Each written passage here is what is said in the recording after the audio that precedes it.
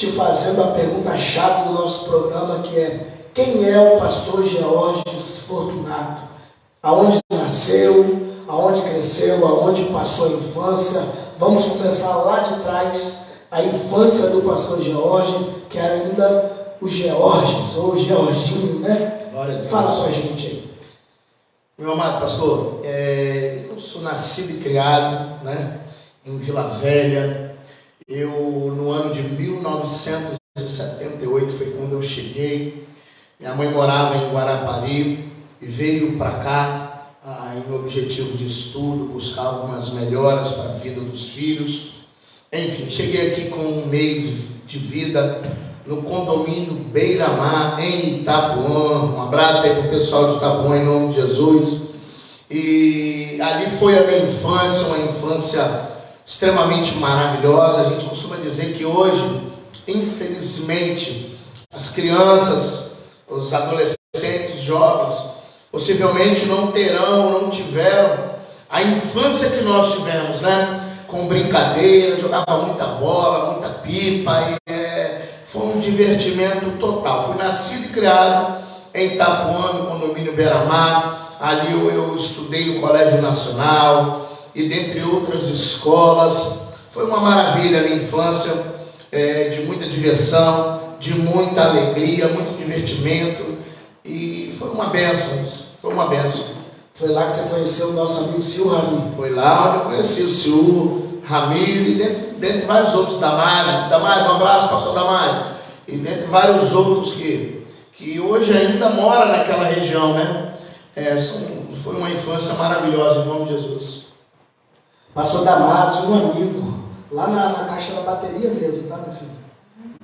Pastor Damásio, um amigo também, conhecido muito. Sil teve contato contigo, entrou em contato comigo também, né? A gente falou por alguns minutos ali no sábado. Então, sua infância foi lá no bairro Itapuã. No bairro Itapuã, dentro de Itapuã ali, colônia de pescadores. Na época, quando nós chegamos ali, não tinha edifícios, não tinha nada. Eram pouquíssimas casas. A orla, ela era toda ela de estrada de chão, como uma reserva, né? Como algumas praias ainda hoje são mantidas, povoação, regência, bem, né? Estradas de chão ainda, foi uma benção. Como era a própria Ponta da Fruta, né? Isso, verdade. Na verdade, a Ponta da Fruta agora está vindo todo esse progresso, todas essas pavimentações, um trabalho desenvolvido pelas prefeituras, mas sempre foi desértica, uma praia desértica, uma praia onde não tinha problema de nada. Era uma maravilha a minha infância, foi uma maravilha. Morou ali no Conjunto Barcelos, ali próximo, na Redondeza? Eu morei, na verdade, no condomínio Beira-Mar, no Conjunto Beira-Mar. Se eu não estiver equivocado, o Conjunto Beira-Mar foi o terceiro dentre os condomínios a ser construído. Era o Conjunto Militar, se eu não estiver enganado, o Conjunto Abacateiros e o condomínio Beira-Mar. Não tinha mais nada ali, tinha muita colônia de pescadores, os barracões dos pescadores. Uma benção, muito legal mesmo. Bênção de Deus. Cresceu ali em Itapuã. Conta um pouco mais pra gente aí, da sua infância, para sua juventude. Foi ali. Até conhecer Jesus Cristo. Conta um pouco da sua trajetória que passou. Ali em Itapuã foi mais essa questão de infância mesmo, foi questão de estudos, e vivi boa parte da minha adolescência, minha juventude também dentro de Itapuã. Eu saí de Itapuã por volta dos meus 25 anos de idade.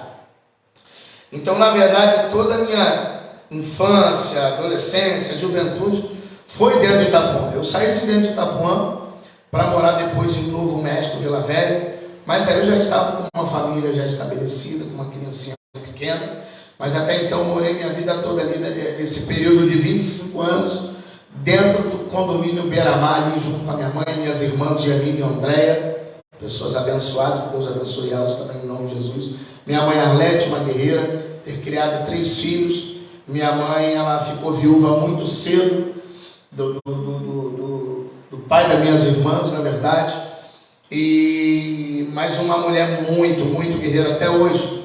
Até hoje uma mulher muito batalhadeira, guerreira e que tem carregado até hoje os filhos nas costas. Uma benção. Então, 25 anos ali em Itapuã. Eu já morava em Vila Velha também nessa época, né? Eu nasci aqui, fui para o Rio de Janeiro, voltei 10 anos depois. Então, nesse período aí eu conheci muita gente ali de Itapuã. Nesse período aí da sua adolescência, juventude, teve contato com algum tipo de drogas? Itapuã era um bairro muito visado, né? Sim, sim. Na verdade, eu não me recordo exatamente com que idade foi, mas Itapuã é um bairro abençoadíssimo. Só que realmente ali tinham as suas facilidades, né? Como hoje se proliferou em vários outros bairros. Antigamente era mais velado, né? Isso, antigamente era mais, você não via com tanta facilidade como a gente vê hoje, pessoas passando como se nada estivesse acontecendo em meio às calçadas e consumindo, e seja lá o que ele estiver fazendo, bebendo, fumando ou consumindo algum tipo de química. Hoje você vê uma coisa mais assim, permite-me a palavra, mais pornográfica, né? mais aberta, todo mundo, as pessoas não têm mais o pudor, o medo, a vergonha. Então na minha época eu conheci sim, logo depois, a gente jogava muita bola, eu treinava muito capoeira na época, a gente gostava muito de ir para a praia, surfar, eu surfava de bodyboard, então assim, ali foi um momento em que eu tive contato sim, com todas essas drogas em questão, maconha, cigarro, bebidas, né? Naquela época tinha muito aquelas festas que eles chamavam de consumações liberadas. Você pagava um valor X do ingresso e que você caía para dentro daquela festa lá, era bebida à vontade, enfim. Foi ali onde eu realmente também conheci esse fator, contato com as drogas. Assim. Entorpecente, só maconha? Ou chegou a usar cocaína? Não, sim. Cheguei a usar cocaína sim, com certeza. Qual a experiência que o senhor carrega, né? Desse contato com as drogas? Porque hoje, como o senhor sabiamente falou, está muito banalizado. A gente sai na rua e a gente vê as pessoas usando droga como se estivesse fazendo algo que é lícito e ainda até hoje não é. Qual a experiência que o senhor traz, né, que o senhor carrega consigo a respeito disso? Porque o senhor passou lá também, o senhor teve nesse submundo, né? E hoje o senhor é uma nova pessoa, o senhor é um homem de família, pastor de igreja. Qual a experiência que o senhor traz desse quesito as drogas hoje para o seu dia a dia e para as suas pregações?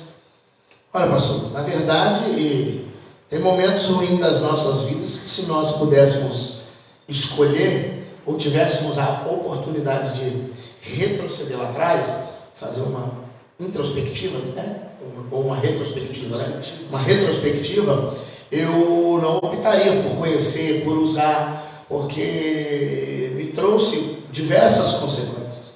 Mas hoje, como o senhor tocou no assunto de estar à frente de igreja, hoje eu entendo qual foi o real propósito de Deus, as coisas que Deus me permitiu viver, para que hoje a gente tivesse uma experiência mais vasta, mais aberta, para que a gente pudesse servir de bênção na vida das pessoas, sabe? Hoje eu até tive algumas vezes aconselhando algumas pessoas, e então um sobrinho meu pessoal, sobrinho, eu falava para ele, eu falei, por que você não pergunta para o tio, cara?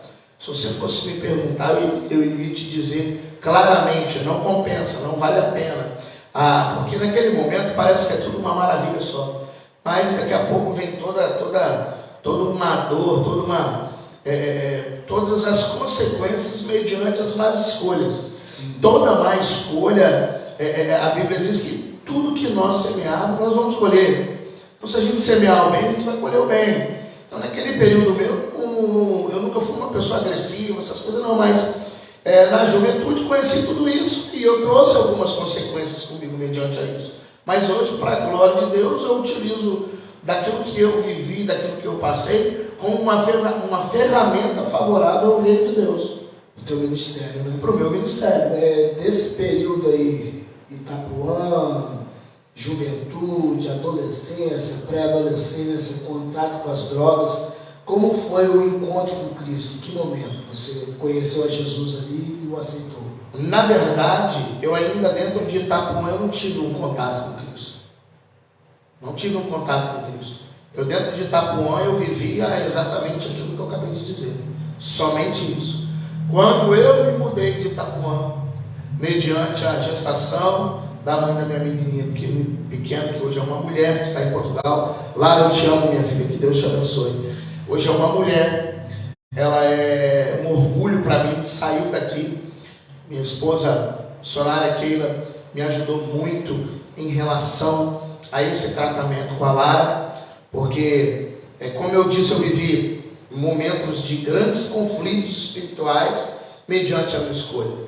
Mas o meu encontro com Cristo, eu tive mesmo depois que eu saí do bairro de Itapuã, que eu fui morar em Nova Itaparica, Vila Velha.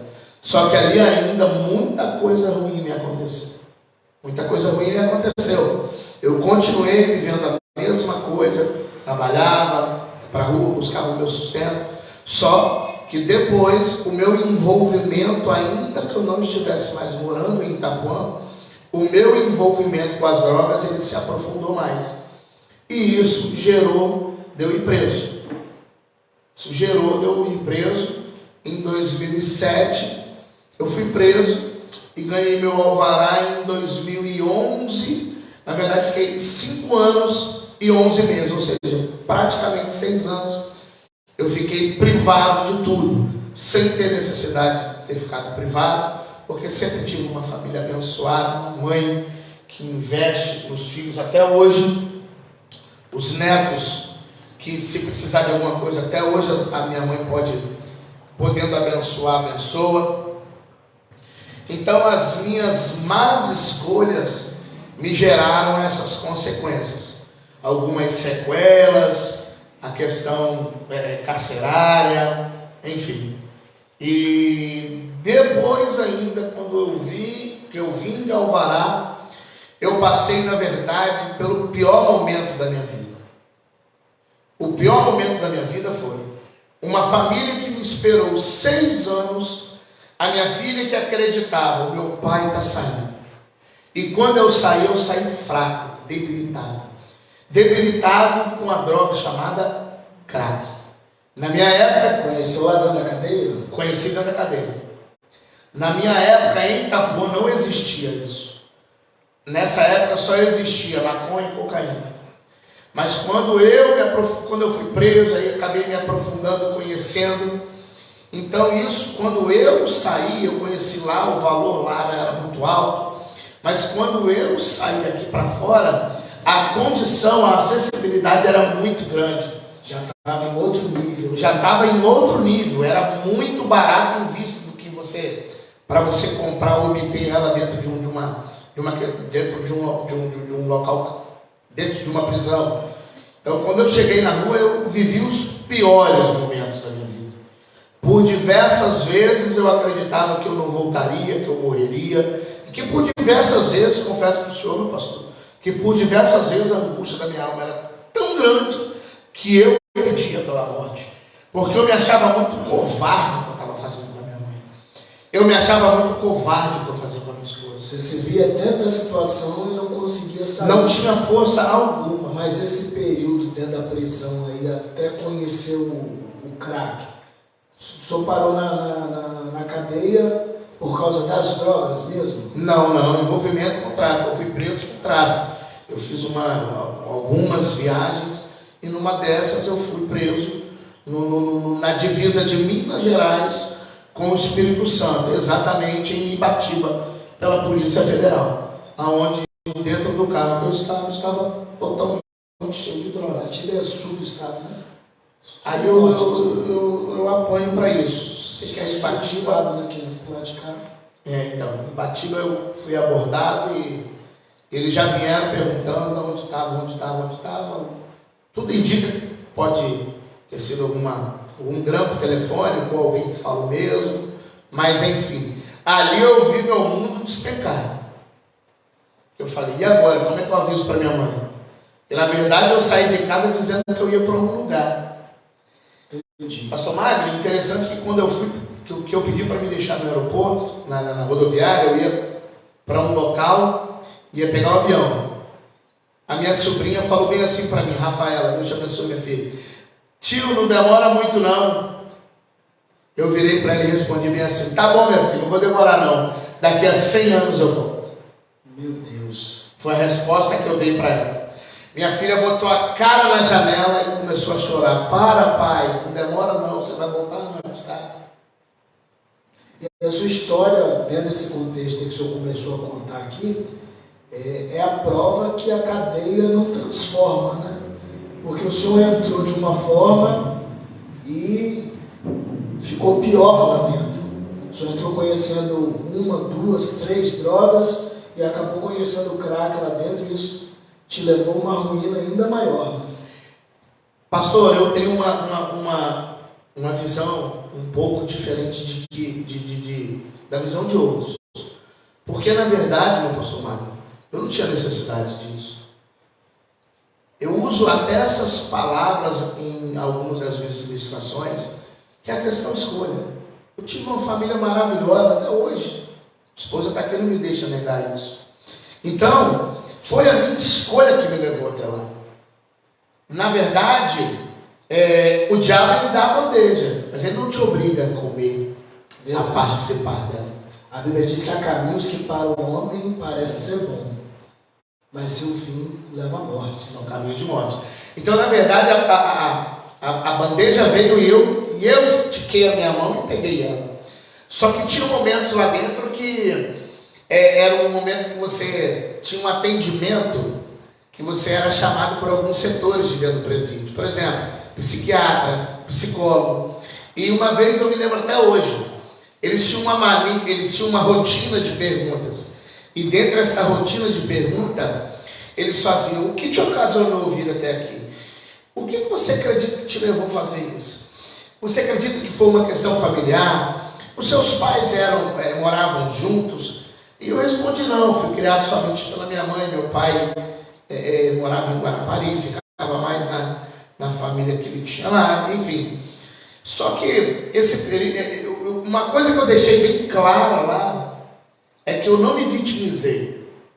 Tem pessoas, pastor, que se quer se vitimizar. Eu deixei bem claro. Se eu hoje tivesse, qualquer pessoa hoje que pudesse ter acesso ao meu prontuário, vai ver a minha resposta. Eu nunca disse que porque minha mãe bebia na época, que não bebe mais, é liberta no nome de Jesus. Porque eu resolvi ir por esse lado, porque minha mãe bebia. Eu resolvi ir por esse lado, porque as minhas irmãs tinham envolvimentos com droga também, então eu achei legal, eu resolvi. Não. Eu fiz porque eu quis, a escolha foi minha. Eu tinha as duas opções, de não fazer ou de fazer, e eu quis fazer. Foi uma decisão própria, né? Decisão própria. E uma coisa que eu não me deixei influenciar é na questão construção familiar que eu tive. Ainda que lá dentro o teu coração fica muito apertado, contaminado, você convive ali com pessoas de família que, mediante um erro, está ali, mas que outros estavam ali também por crimes bárbaros. Mas assim eu sobrevivi ali no meio do pessoal, me relacionando com todos de forma equilibrada, educada. Só que em momento nenhum passou pela minha cabeça que quando eu saísse, eu ia ser uma pessoa pior. Eu sentia muita saudade da minha família. Eu comecei a entender que aquilo ali não tinha nada a ver comigo. Não era o seu ambiente. Não era o meu ambiente. Só que num determinado dia, pastor Mário, eu consumindo droga, eu disse para Deus, porque o que me levou lá para dentro foi o quê? A cobiça. Dinheiro ilícito, né? E fácil, né? O querer ganhar vantagem, né? Sim. Vim fácil. Só um correzinho ali, bota uma moeda no bolso. Então, eu fiz um pacto com Deus dentro da cadeia. Eu disse que Deus, eu nunca mais coloco R$1 ilícito no meu bolso. E ele o diabo é astuto, né? Mas o nosso Deus, ele é todo poderoso. Ele viu que eu iria cumprir. Foi quando ele entrou com a mão dele do carro. Aí eu me internei e entrei de cabeça dentro. Quando eu saí, eu fiquei pior ainda, pior ainda, pior ainda. Aí eu cheguei a ficar muitos dias pela rua, praticamente vivendo em situação de rua. Já quando saiu Depois que eu saí. Saí muito fraco, muito debilitado. Minha mãe esperava meu filho. Nossa, que maravilha, depois de tanto tempo. Minha filha, meu pai, né? Meu herói está voltando. Não, voltou doente. Voltou, vamos dizer assim, pior de que como entrou. Todos esperavam. Isso eu disse, o senhor é a prova de que a prisão de fato não transforma. É o papel dela, né? Deveria fazer. Sim. Mas se o senhor lá dentro, o senhor tem contato, né, com outras coisas ilícitas, com outras coisas que vai te afundar mais ainda, está bem claro que não há a transformação que deveria haver dentro de uma prisão, né? Isso se perdurou quanto tempo depois que o senhor saiu? O senhor ainda passou quanto tempo dentro dessa ruína aí, dentro desse submundo? Eu devo ter ficado... Eu confesso para o pastor que eu não sou muito bom de memória, de ficar memorizando essas questões de data, não. Mas eu acredito que eu devo ter ficado aí uns 3 anos, assim, 3 para mais um pouquinho, ruim. Passei por algumas internações, inaugurei um projeto, né? Lá no Ilha do Sol, entrando ali para dentro do Termas. Depois eu ali tive a oportunidade até também de trabalhar um período como obreiro, ajudando. Eu cumpri os meus 6 meses dentro do ambiente, depois eles viram em mim uma pessoa que eu pudesse apoiar, né? Ser ali um obreiro dentro daquele projeto. Mas ainda assim ali não foi o fim. Depois saí dali, tive outros problemas, outras quedas. Foi muito, muito, muito, muito ruim. Teve um dia, mano, que eu cheguei em casa, entrei dentro de casa, aquele silêncio. Falei, cadê o pessoal?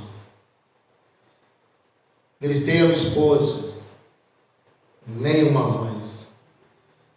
Que eu olhei para o quarto, não tinha uma peça de roupa da minha esposa. Ela simplesmente pegou tudo que era dela e foi embora. Ali foi um choque. Foi um choque. Foi o fim? Não. Eu sempre digo isso. Deus, ele só trabalha com quem quer. Verdade. Nós, quando não queremos, não que isso limita o poder de Deus. Mas o diabo, ele é agressor. Deus não. Deus, ele trabalha com amor. Ele entra na nossa vida de forma sutil. E só mudou um dia que eu dei um brado mesmo, pedindo a Deus o socorro dele, que é um socorro bem presente na hora da nossa angústia. E nessa vez eu gritei, eu clamei, eu chorei, e Deus veio e me socorreu de verdade. Porque todas as vezes eram remorsos, não era um arrependimento.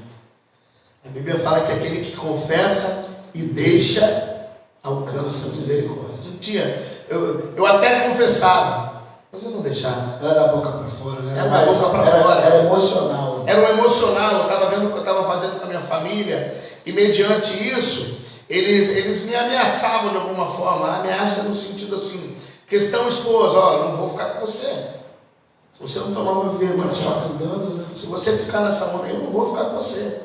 Então um pastor, amigo meu, pastor Adriano, bispo, hoje pastor, ele batia no peito e falava bem assim, meu irmão, vira homem, chama a responsabilidade para cima de você. E eu, no meio das minhas quedas, minha mãe ligava para ele pedindo socorro, e ele dizia, Dona Lete, eu não vejo Georges em centro de recuperação. Esse camarada está precisando tomar vergonha na cara dele. Forte, hein? E realmente, depois dessa, eu passei por depois desse projeto, eu passei por um ou dois, exatamente, eu acho que dois. Foram lutas. Mas Deus, Ele não entrega grandes projetos na mão de quem é fraco. Verdade. Tem que passar por lá. O que fez o pastor Jorge tomar vergonha na cara? Mudar esse quadro aí? Eu me senti muito humilhado. Por diversas vezes eu me sentia muito humilhado. Quando eu saía do efeito da droga, eu me via em locais, em situações. Pastor, tem pessoas que em meio à droga é usada por Deus. Teve um camarada que pegou o telefone e falou bem assim: rapaz, você não vai mais fumar isso aí. Você não vai mais fumar isso. Você liga para sua família agora, rapaz. Você vai deixar sua mulher, sua família em casa, sua mãe em casa, toma vergonha na sua cara e vai embora. E vários outros. Teve um que eu já estava já uns 10 dias sem comer. Ele olhou para minha cara e falou bem assim, só ali na região do Novo México. Ele falou: Gel, você não vai para casa não, rapaz, você está desde aquele dia. Eu falei: tô. Você está com fome, não está? Eu falei: tô. Ele comprou um X-tudo para mim. Era um camarada que usava droga, usou droga comigo durante um tempo. E ele comprou um X-tudo para mim. Eu estava numa fome, irmão. Imagina. Estava numa fome, vários dias só usando. Vai, gente, numa fome, numa fraqueza. Numa outra vez, meu irmão, era véspera de um Natal. Saí de casa, tipo assim, 24 para 25 é o Natal. Eu saí no dia 22, dia 20, sumi. Fui para dentro de uma casa e eu tinha uma motinha na época, uma XTZ. Ficava, ó, ia para casa, boca. Que a gente chamava de base, né? A basezinha na casa do rapaz. Acabava, ia lá buscar uma ia lá, dinheiro no bolso, quando não era, eu não tinha dinheiro, aí o fato de você ter um veículo, né? Vai lá, faz um corre rapidinho, pá. Sabe quando eu acordei? Quando começou a soltar fogos. Virada de ano. Nossa. No dia 20. Estava uma semana lá internado. Uma semana e lá vai bordoada. Quando começou a soltar fogos, eu olhei para a cara de todo mundo daquela casa, não sei quem estava mais sobre o efeito. E eu comecei a entrar em pânico. Entrei em pânico naquele lugar. Na hora eu pensei pular até pela janela. Entrei em pânico e perguntei: que dia era hoje? Perguntei naquele momento: que dia é hoje? Cara, rapaz, você está ficando doido, rapaz. Réveillon, rapaz, virada de ano. Ah, meu irmão. Ali eu não sabia se eu ria, se eu chorava, se eu queria usar mais drogas, se eu gritava. Eu entrei em desespero. Mas eu louvo a Deus pelo presente. Enquanto eu estava lá, minha mulher estava no retiro da igreja orando pela minha vida. Enquanto muitos disseram assim: deixa, Gel, vai viver sua vida.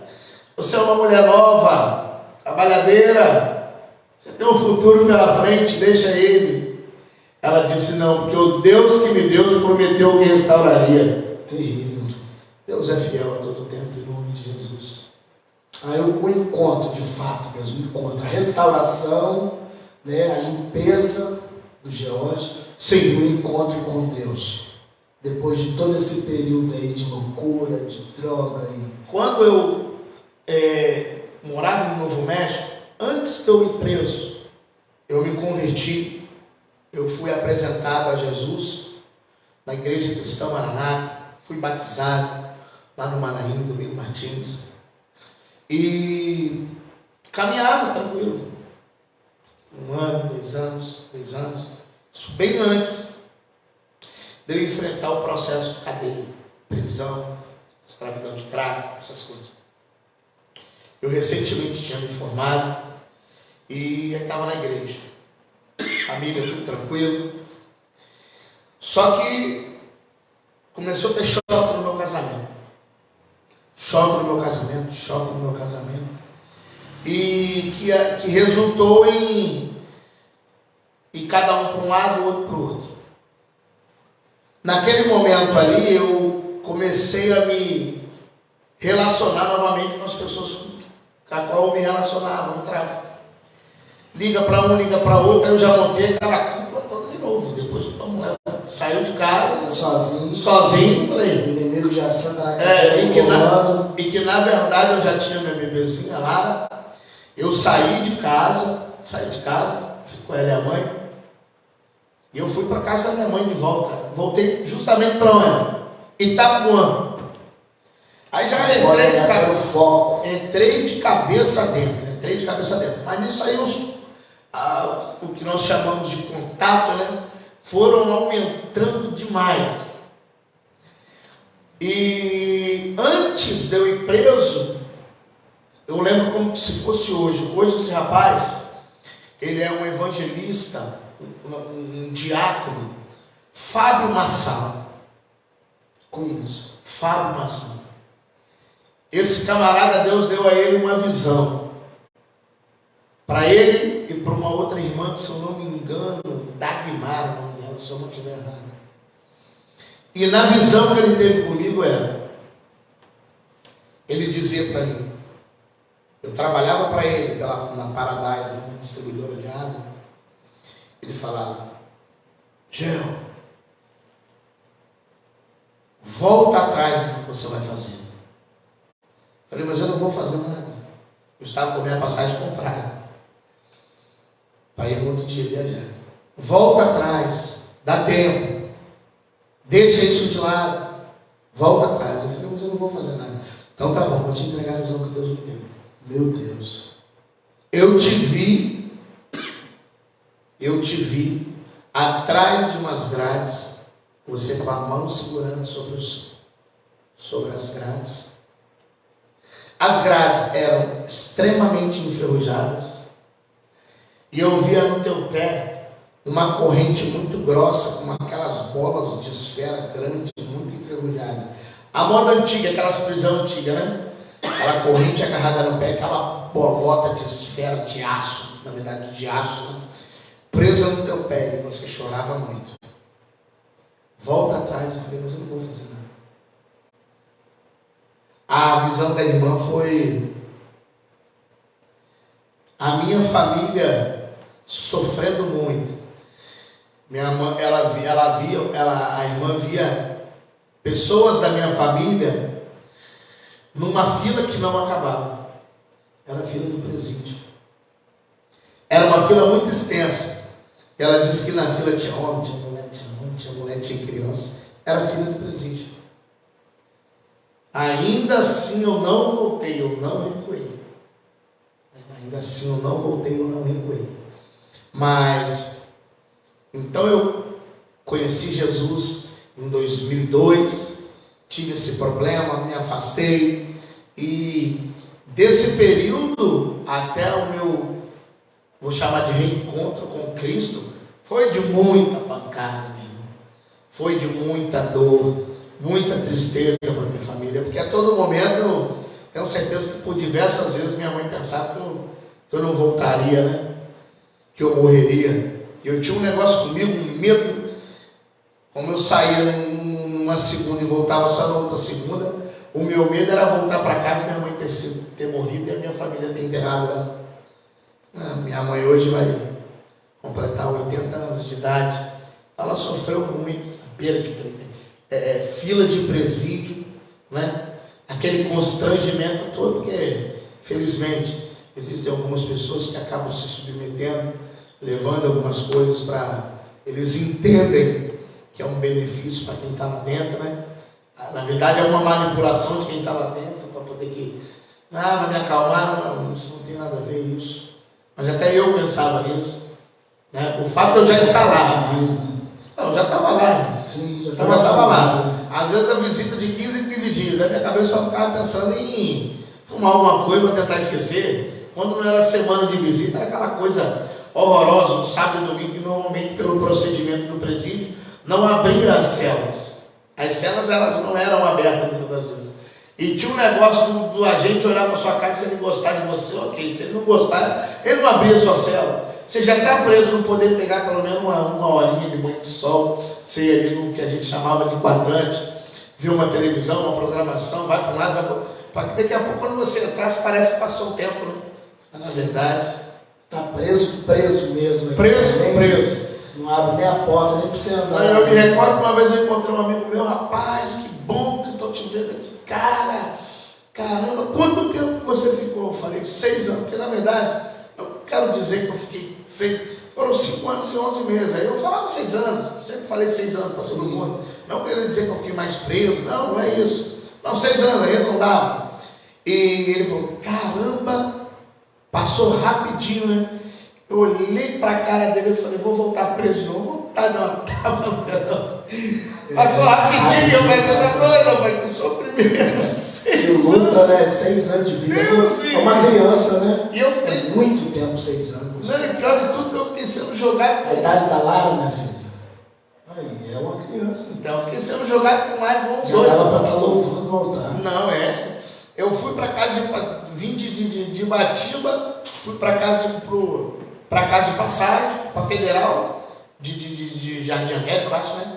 Depois me levaram para casa de passagem, veio a desativação da casa de passagem, me jogaram na detenção, logo depois veio da casa de passagem, me jogaram lá para os contentes de Cariacica, eu inaugurei. Horrível minha garganta, misericórdia. Eu inaugurei o tal chamado contêiner de Cariacica. Você tem noção do que é no frio, uma lata daquela? Misericórdia. É geladinho. É igual é no Novo Horizonte também, né? Mas tu imagina no calor. Não tinha né? remédio. É o reverso. Não tinha remédio que fizesse parar a tua dor de cabeça. Aquele inferno de dia, aquele calor. Quando eu cheguei, tinha umas 5, 6 pessoas. Chegava a dar eco naquele ambiente. E depois me transferiram para casa de detenção. Depois da casa de detenção, fui para custódia. Depois da custódia também. Enfim, eu falei, rodou com força. Né? Eu fiz um tour. Um tour nas prisões um tour. Só aí, Deus. Quando você volta, passa um período ainda afundado, né? E quem te abraça, ou como que acontece o reencontro de fato, de você se firmar, largar as drogas de fato e se tornar um novo homem de lá para cá. Porque de lá para cá não teve mais queda. Hein? Graças a Deus, irmão. Graças a Deus. E eu me apego mais a Deus na palavra que a minha pastora Tatiana falou. Talvez o senhor não se recorda. Da onde eu te tirei, manda te dizer Deus, você não voltará. Glória a Deus. Eu prefiro estar aqui sentado, Deus me dá. Ela está sabendo sua história agora, né? Porque ela também não sabia. Eu prefiro. Falou um pouco para ela. Eu prefiro.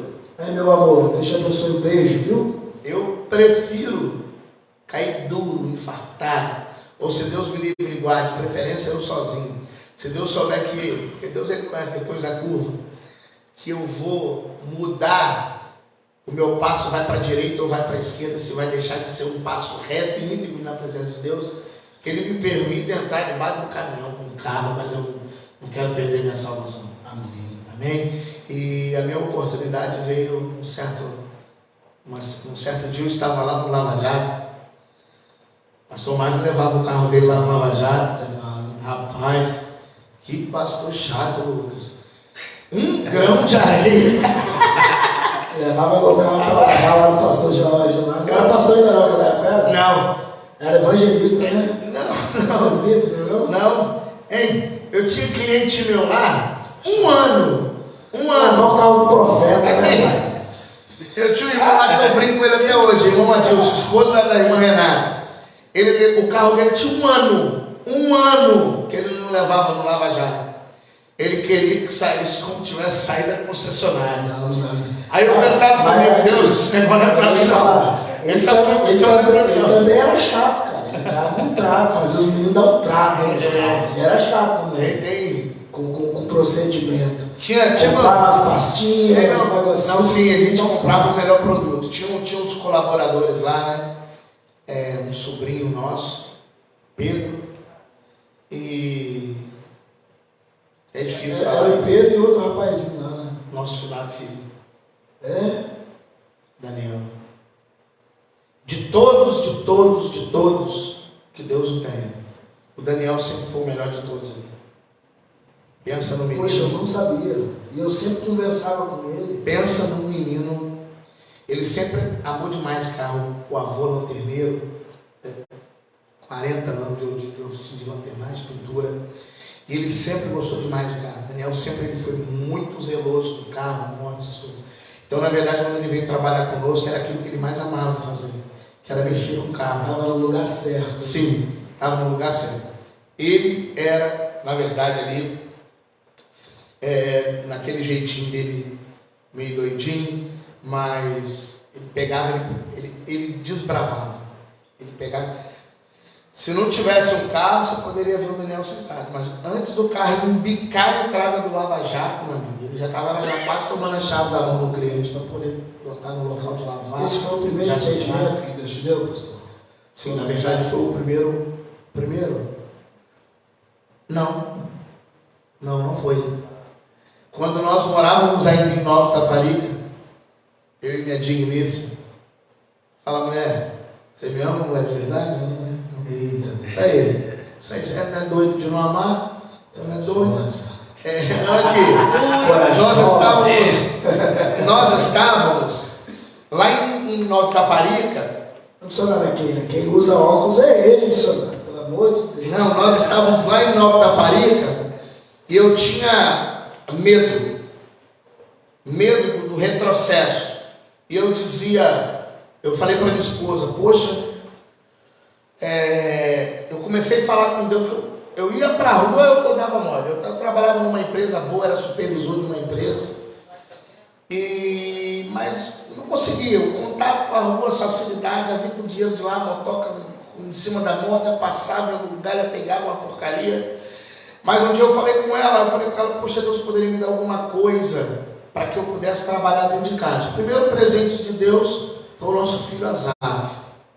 Hoje nós recebemos ali uma profecia muito forte do pastor Márcio, não nos conhece, foi usado tremendamente para falar conosco. Nós ficamos impactados, minha mulher caiu para um lado, eu caí para o outro.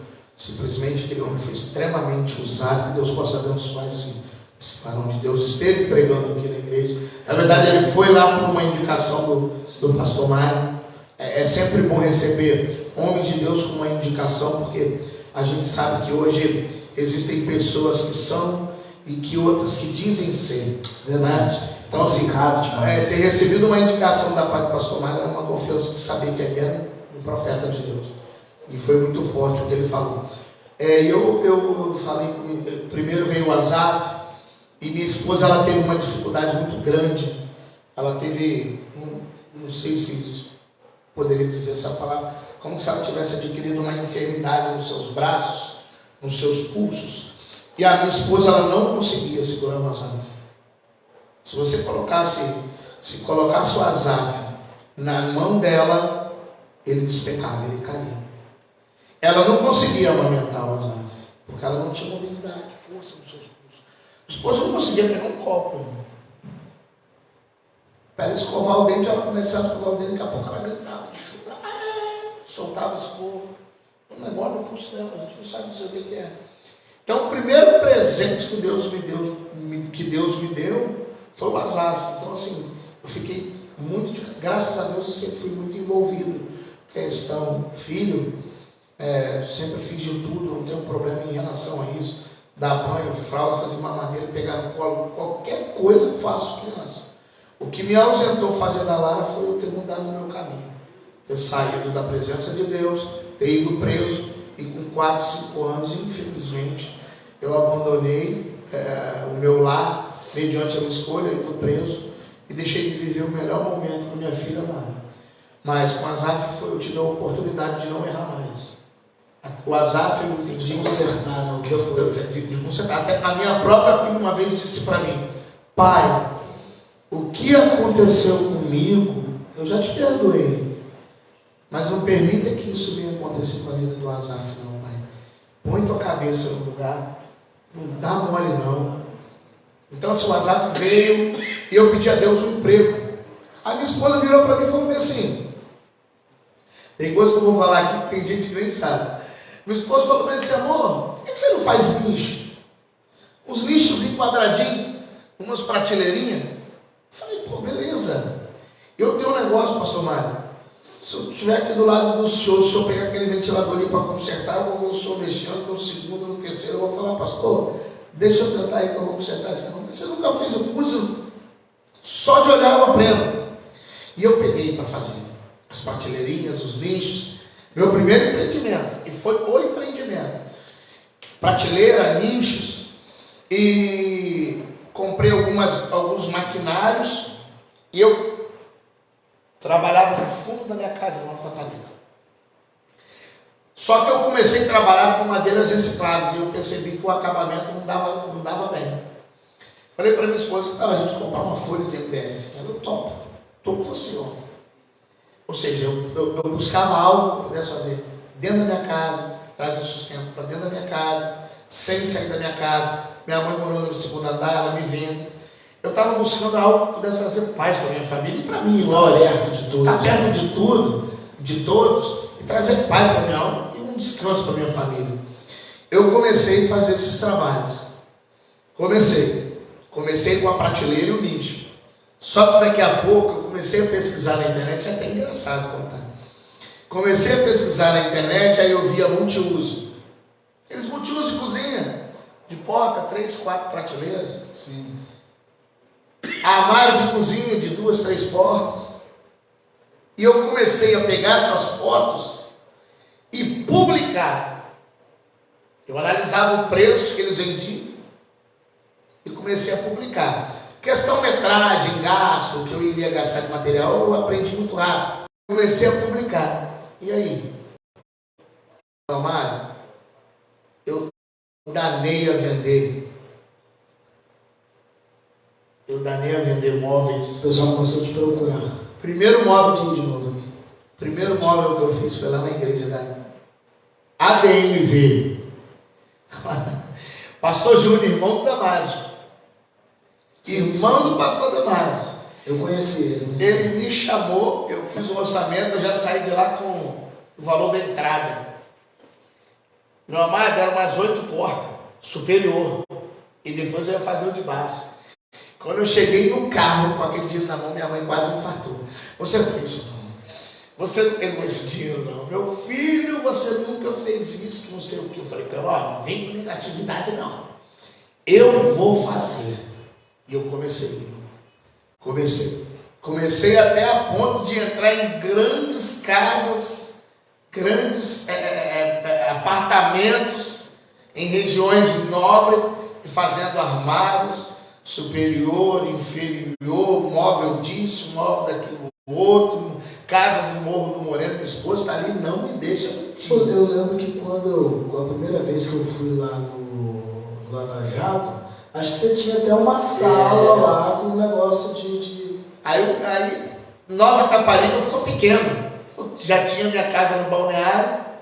Uma vez eu falei para minha esposa, ó, é só você falar. Se você falar que quer ir agora, a gente vai agora para Porto da Fruta.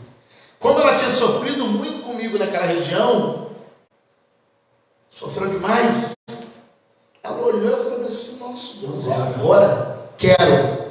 Eu tinha, meu primeiro veículo, sabe qual foi? Depois da moto? Um reboque. Engraçado, né?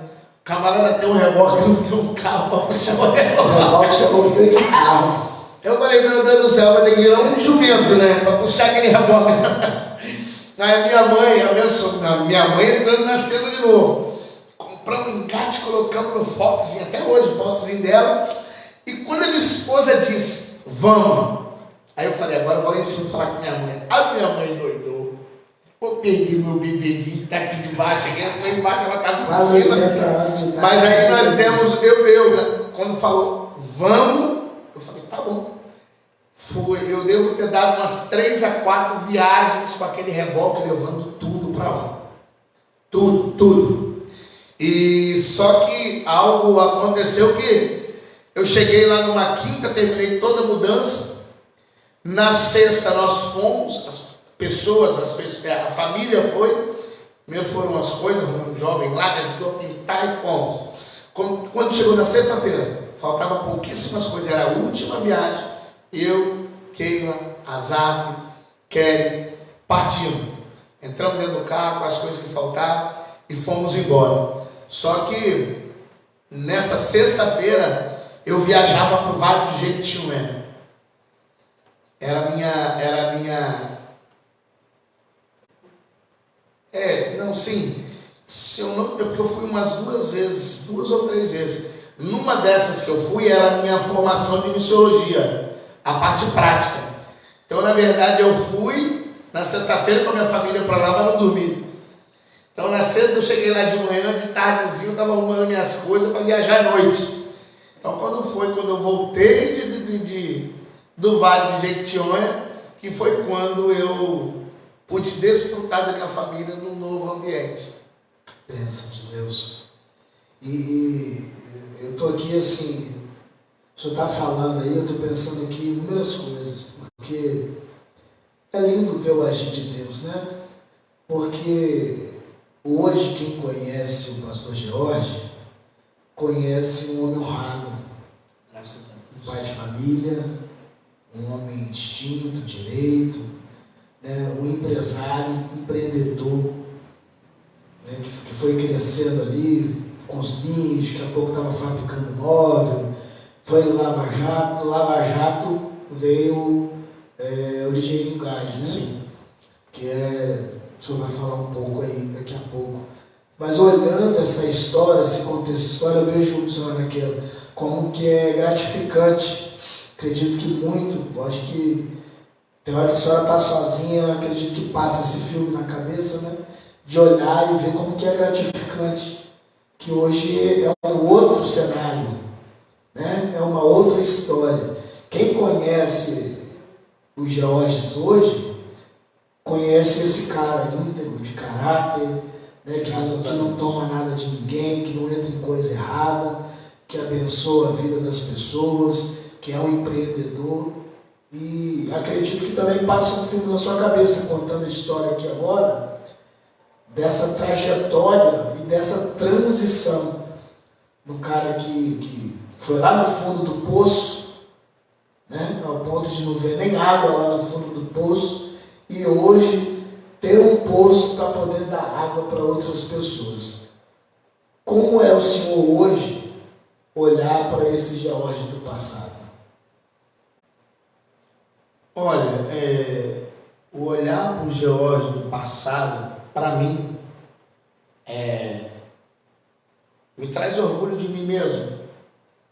Saber que, mediante a mão de Deus, o meu querer, a minha família, a família é tudo na nossa vida, né? Assim, quando tem um apoio familiar, isso daí a gente pode passar por embates, por problemas, por frustrações, mas isso é a nossa identidade. A família, eu sempre digo isso, família é a minha identidade.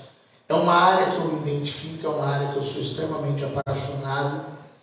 E tudo que eu estou falando aqui, eu tenho um Deus que testifica.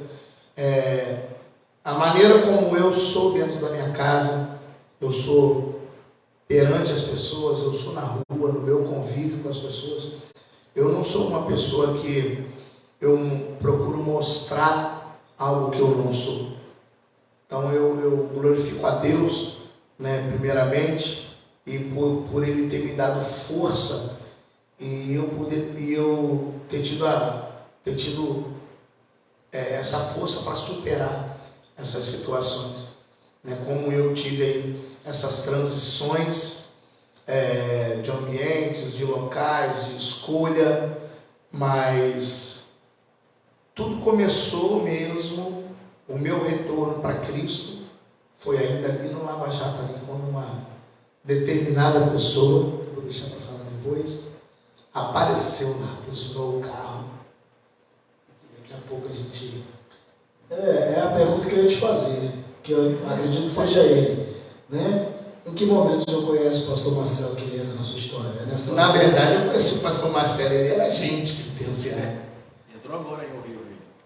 Pastor Marcelo, ô pastorzão, ô glória. Poxa, o senhor entrou logo agora na hora que eu ia falar mal do senhor, pastor. Hein? Sai aí, depois você volta, pastor. Eu ia falar agora, toda vez que o senhor me bateu lá, mentira, gente, em nome de Jesus Eu ia falar Cristo. essa coisa, deu uns tapés. Vários socos na costela, até a outra machucada aqui, ó, tá bom, hein? Guardando. Gente, é brincadeira. Pastor Marcelo foi um presente de Deus lá no presídio. Eu conheci o pastor Marcelo lá no presídio. Ele sempre diz isso. Eu fui uma pessoa que não dava problema. Rapaz, vou falar a verdade, pastor Mário. Eu vi a casa caindo. A casinha do Bob era cimento Mizu. Não era na sala. Eu vi despencando. Meu pastor, eu vi tudo despencando. Eu falei, cadê mamãe? Cadê aquele Todd? Cadê aquela família? Cadê minha filha? Acabou. Acabou. E agora eu vou entrar lá para dentro, vou roncar. Roncar de quê, irmão? Eu só queria na saída ali de dentro, mano. Eu só queria meter o pé naquele lugar. Conheceu lá então o pastor lá dentro. Conheci o pastor Marcelo lá dentro, né? E era dele que o senhor ia falar? Foi ele que chegou lá e cozinhou? Nisso, eu estava no Lava Jato, tinha a marcenaria ainda, depois o Rogerinho, depois a gente tinha Transmédio. Sim. Parou o carro. Eu lembro que tinha sala no meio assim, que era onde era a marcenaria. Isso aí. Já deu um senhor que te ajudava lá a trabalhar. Depois arranquei aquele telhado, arranquei tudo. Minha mãe não entendeu nada, não. Aí vendi parte do telhado, joguei telhado para a garagem. Ali já passou por diversas mudanças. Para um carro todo preto, rapaz. Pensei comigo, mas pensei mesmo. Misericórdia. Pensei comigo. Mas, poxa, não devo nada. Ao mesmo tempo que você fala, não devo nada a ninguém, mas você fala, será que eu devo? Será que eu devo? Mas, né? Desce. O HD já todo debilitado. Não, desce pastor Marcelo no carro. Pastor Marcelo, já era pastor Marcelo.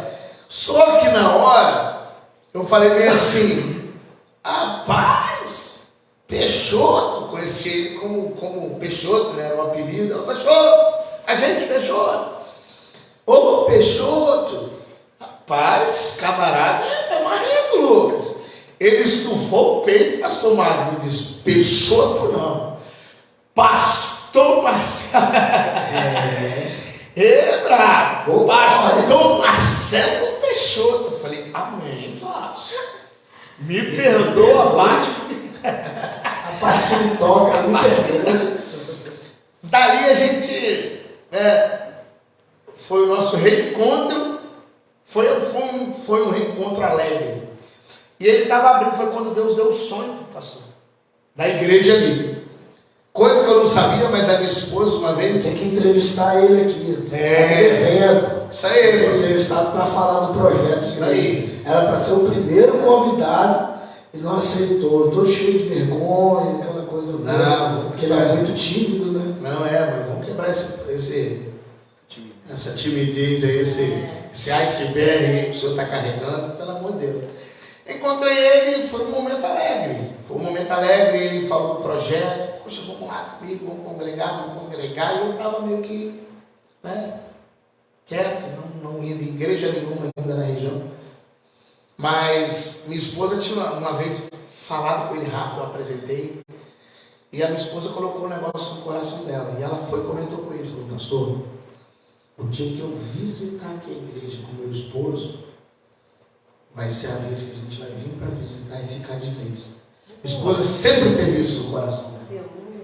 Ela sempre teve isso. Não é, minha esposa? Ela sempre teve isso no coração dela. Não, ele não quer ir, não. Eu vou convidar, vou esperar o momento que ele quiser. E eu vou, mas quando a gente botar o pé lá dentro, vai ser um momento de fixar a estaca. De fato, fixar novamente a estaca. E toda vez o pastor Marcelo passava, cozinhava, brincava, falava com o nosso filho Daniel. Ele gostava demais do Daniel. Nossa, Deus do céu, ele gostava demais do Daniel. Uma certa vez ele estava vindo moído. A igreja já tinha sido inaugurada. Aí começam os embates, né? Inauguração de igreja, ministério iniciando, pancada de mato, pancada do outro. Ele morava lá no bairro, lá no final da rua. Eu lembro, ele morava pra cima lá. Ele passou de moto, buzinou para mim, eu falei, ô, pastorzão. Aí ele foi direto, quando chegou na frente do Espírito Santo, mandou ele voltar. Só que na verdade o Espírito Santo mandou ele voltar, não era para falar comigo. Era para Deus falar com ele. Quando ele desceu da moto, eu não falei nenhum ar. Eu abracei ele e dei um beijo. Pai, esse homem chorou, rapaz. Sofrendo aquelas retaliações, aquelas batalhas espirituais. E não me recordo se na época ele ainda fazia o trabalho prisional. Aquele homem chorou. E aquele ali foi um momento assim que Deus me usou, né? Para dar um abraço nele, dar um beijo, um conforto, trazer um conforto. E realmente aconteceu como minha esposa sempre pensou. Quando nós fomos para lá, foi Deus revelando, foram revelações, atrás de revelações, profetas e profetisas sendo usados para dizer da obra que estava atrasada na minha vida. Para dizer da obra que estava atrasada na minha vida. Então, quando eu fui visitar a igreja do pastor Marcelo, para a honra e para a glória do Senhor, está completando aí 4 anos que a gente está caminhando juntos, muita pancadaria, só que agora a pancada diminuiu um pouco, porque agora nós somos em 2, então bate um pouquinho em mim, bate um pouquinho nele, bate um pouquinho em mim, bate um pouquinho nele. Nesse período aí, quando que Deus revelou e acabou surgindo o convite ali para o senhor assumir a vice-presidência do ministério? Na verdade eu entrei num processo eu passei primeiro pelo diaconato, foi muito rápido, tá? Foi muito rápido e eu me questionei muito, pastor Maicon. Na verdade, eu e a minha esposa, bem antes de tudo isso se cumprir, nós sempre fomos pessoas amantes de estar de cabeça dentro em tudo aquilo que era oferecido pela igreja, tudo questão familiar, cursos na área familiar, veredas antigas, curso de obreiro. A gente sempre teve isso.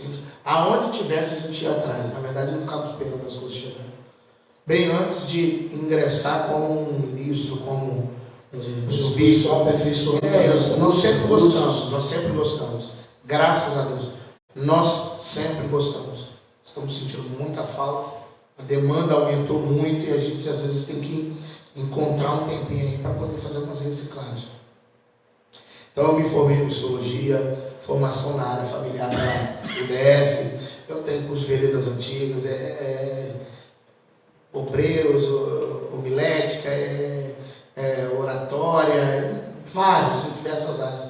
Para a glória de Deus, sempre gostei. A esposa também é a mesmíssima coisa. Então, quando eu cheguei lá para estar ao lado dele, foi um início de uma caminhada, um início de a gente se conhecer mais, né? Porque lá ele tinha um relacionamento, nós tínhamos um relacionamento onde ele era um agente penitenciário e eu era um preso.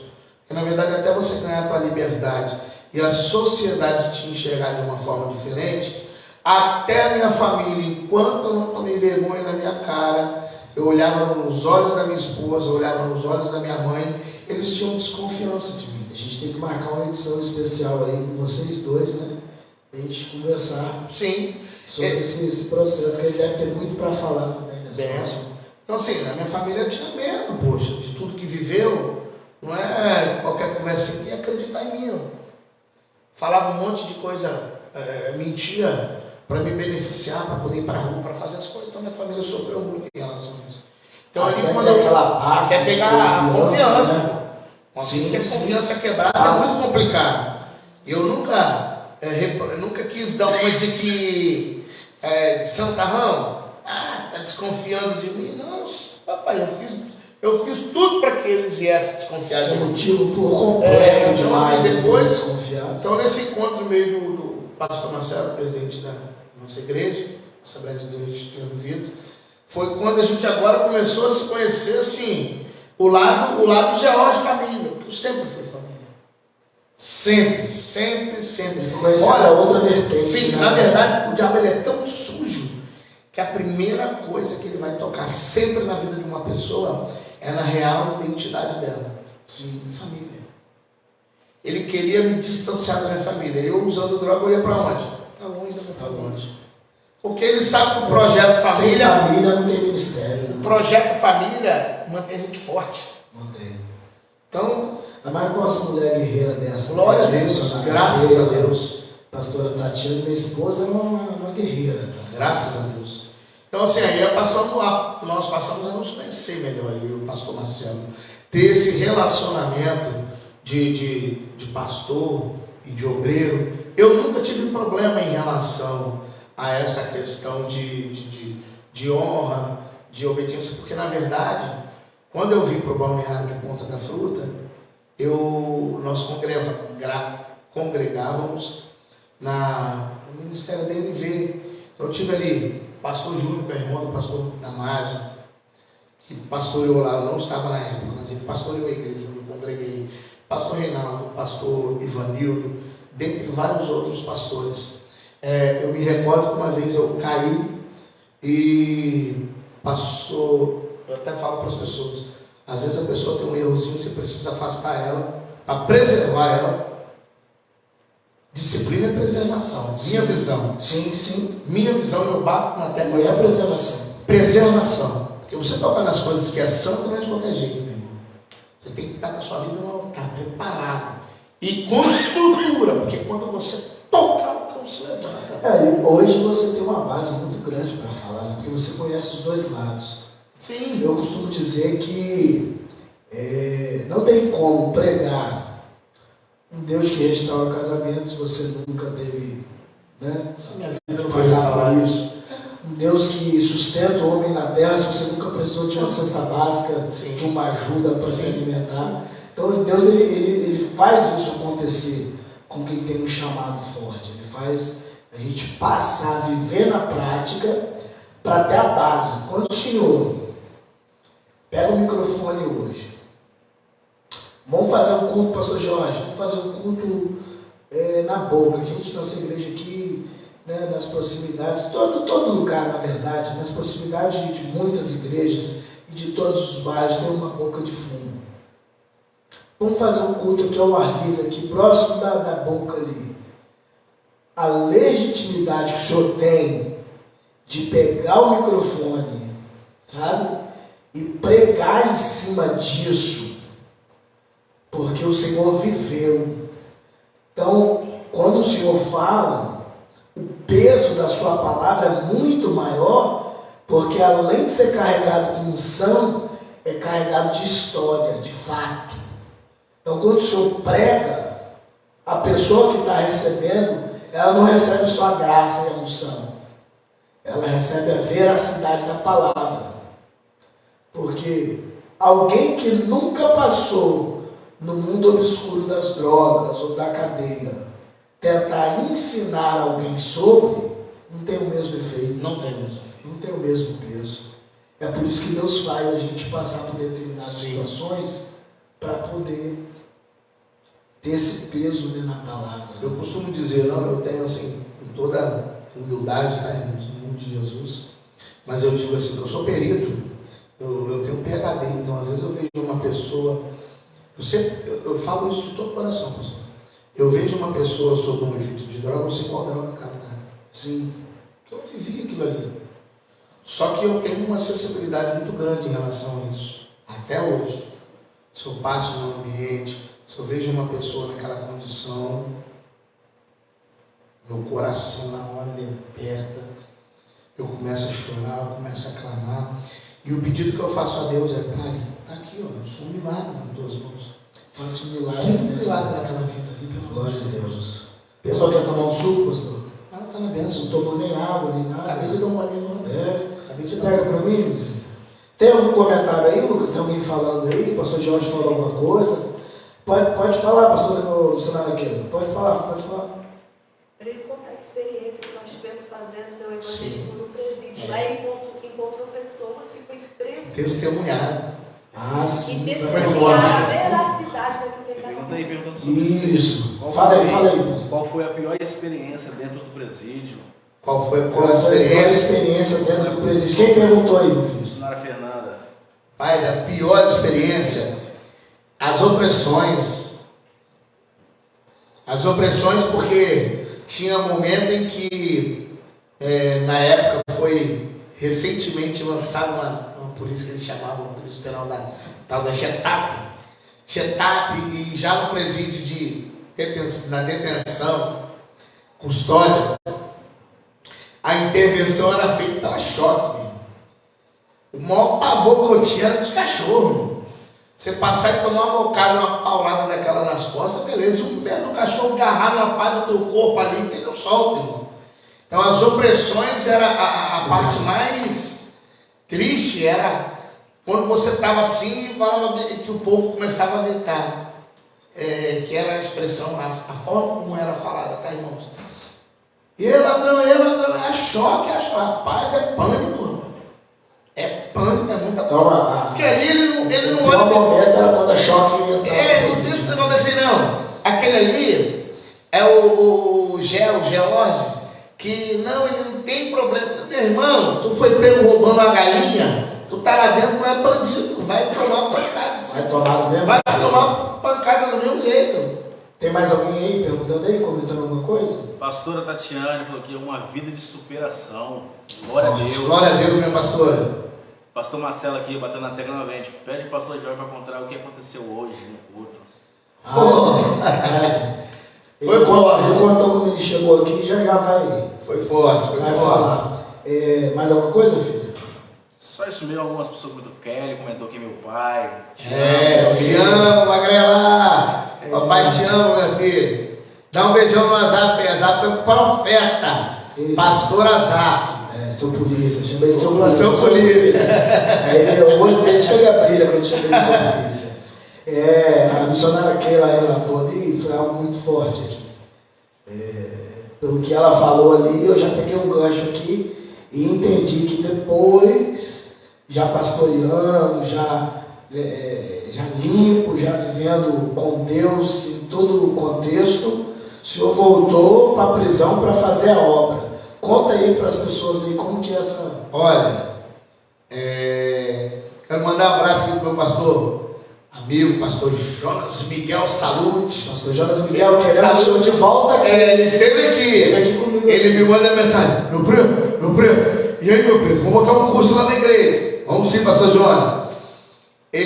Pastor Jorge, meu preto, vamos lá no presídio lá para você dar um prato. Inclusive ele ficou de marcar comigo para a gente ir lá junto, dar um prato lá. Eu já pedi para ele, pastor, me leva de novo. Rapaz, que experiência. Vamos lá junto, dia que marcar com ele. Vamos, nosso Deus. Pelo amor de Deus. Ele tem Pastor Jonas, agora o senhor tem que passar tá falando, o convite para a realidade. Deus, olha só, estamos expondo aqui tudo aqui, o negócio aqui. Aí ele me convidou para estar indo lá, eu, minha esposa, mais 3 pessoas. Na verdade, chegamos lá na frente daquele presídio. A única vez que eu voltei do presídio não foi para entrar lá dentro. Foi para fazer um evangelismo ali na parte da recepção, né? Que é onde ficam as famílias aguardando as visitas. Sim. Com o nosso, pastor Marcelo, a irmã Lúcia, e o nosso amado amigo, que Deus o tenha, Valtinho, gente boa, pai da missionária Valesca, da Vera, que Deus o tenha em nome de Jesus Cristo. Fomos ali para fazer esse trabalho. Mas nessa foi mais profunda porque eu entrei dentro do presídio. Algo interessante, antes de nós entrarmos, veio uma marreta, uma muralha. O camarada parece uma muralha, esqueci o nome dele. Ele é o 01 lá do presídio. Pastor Jonas lembra quando eu falo. Daniel, acho que é o nome dele. Quando ele veio assim, eu falei bem assim para ele, pastor Mário. E aí, varão, você lembra de mim? Rapaz, o camarada se armou, rapaz. Esticou os braços, esticou os peitos. Quem é esse cara? Você lembra de mim? Não lembra de mim não, rapaz? Não, quem é você? Falando sério, quem é você? E olha que eu estava ali para fazer a obra de Deus. Olha, pastor George Fortunato. Pastor Mário, aquele homem me olhou e falou, não acredito.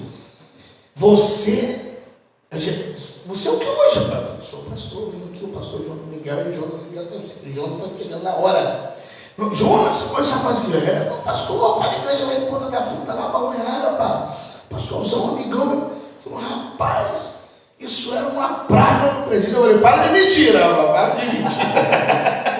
Me condena, pelo amor de Deus. Eu falei, Daniel, para de mentir. você tá mentindo, não dava trabalho não. Pô, já foi o primeiro encontro ali. Pessoas que me viram preso. Rapaz, você está livre hoje? Forte, né? Está ali entrando. Quando nós fomos para dentro, pastor, para falar a verdade do senhor, era como se o senhor já tivesse ido lá diversas outras vezes para pregar. O senhor se sentiu à vontade. Um ambiente para mim extremamente familiar. Só que agora eu do outro lado. Com a liberdade de entrar. Primeira galeria que eu entrei, só misericórdia de Deus. Minha esposa está ali. Pastor Jonas pode estar vendo, mas ele pode não estar vendo, mas ele confia no que eu vou falar. Deus me tomou num poder dentro daquela galeria que o fogo de Deus incendiou aquele ambiente. Eu ia de cela em cela, profetizando, pregando e falando, o povo gritando de um lado, pastor, pastor. Rapaz, aquele alvoroço na cadeia, aquele alvoroço. E pessoas que me conheceram, que um rapaz, um Pavarotti, o apelido dele na época, ele me gritava de lá, Gelson, pastor Gelson, rapaz, é o senhor mesmo, Deus. Assim, foi assim, eu vi diversas pessoas que voltaram presos ou que estavam lá até hoje. E teve um momento que eu estava orando. O senhor está falando aí, até quem te reconheceu estava te dando credibilidade pela nova criatura que o senhor era ali. Deus me honrou. Deus me honrou. As pessoas, eu olha, se tivesse lá 20 celas, o missionário Fernando falou, no lugar da vergonha que o Senhor dá dupla honra. Dupla honra.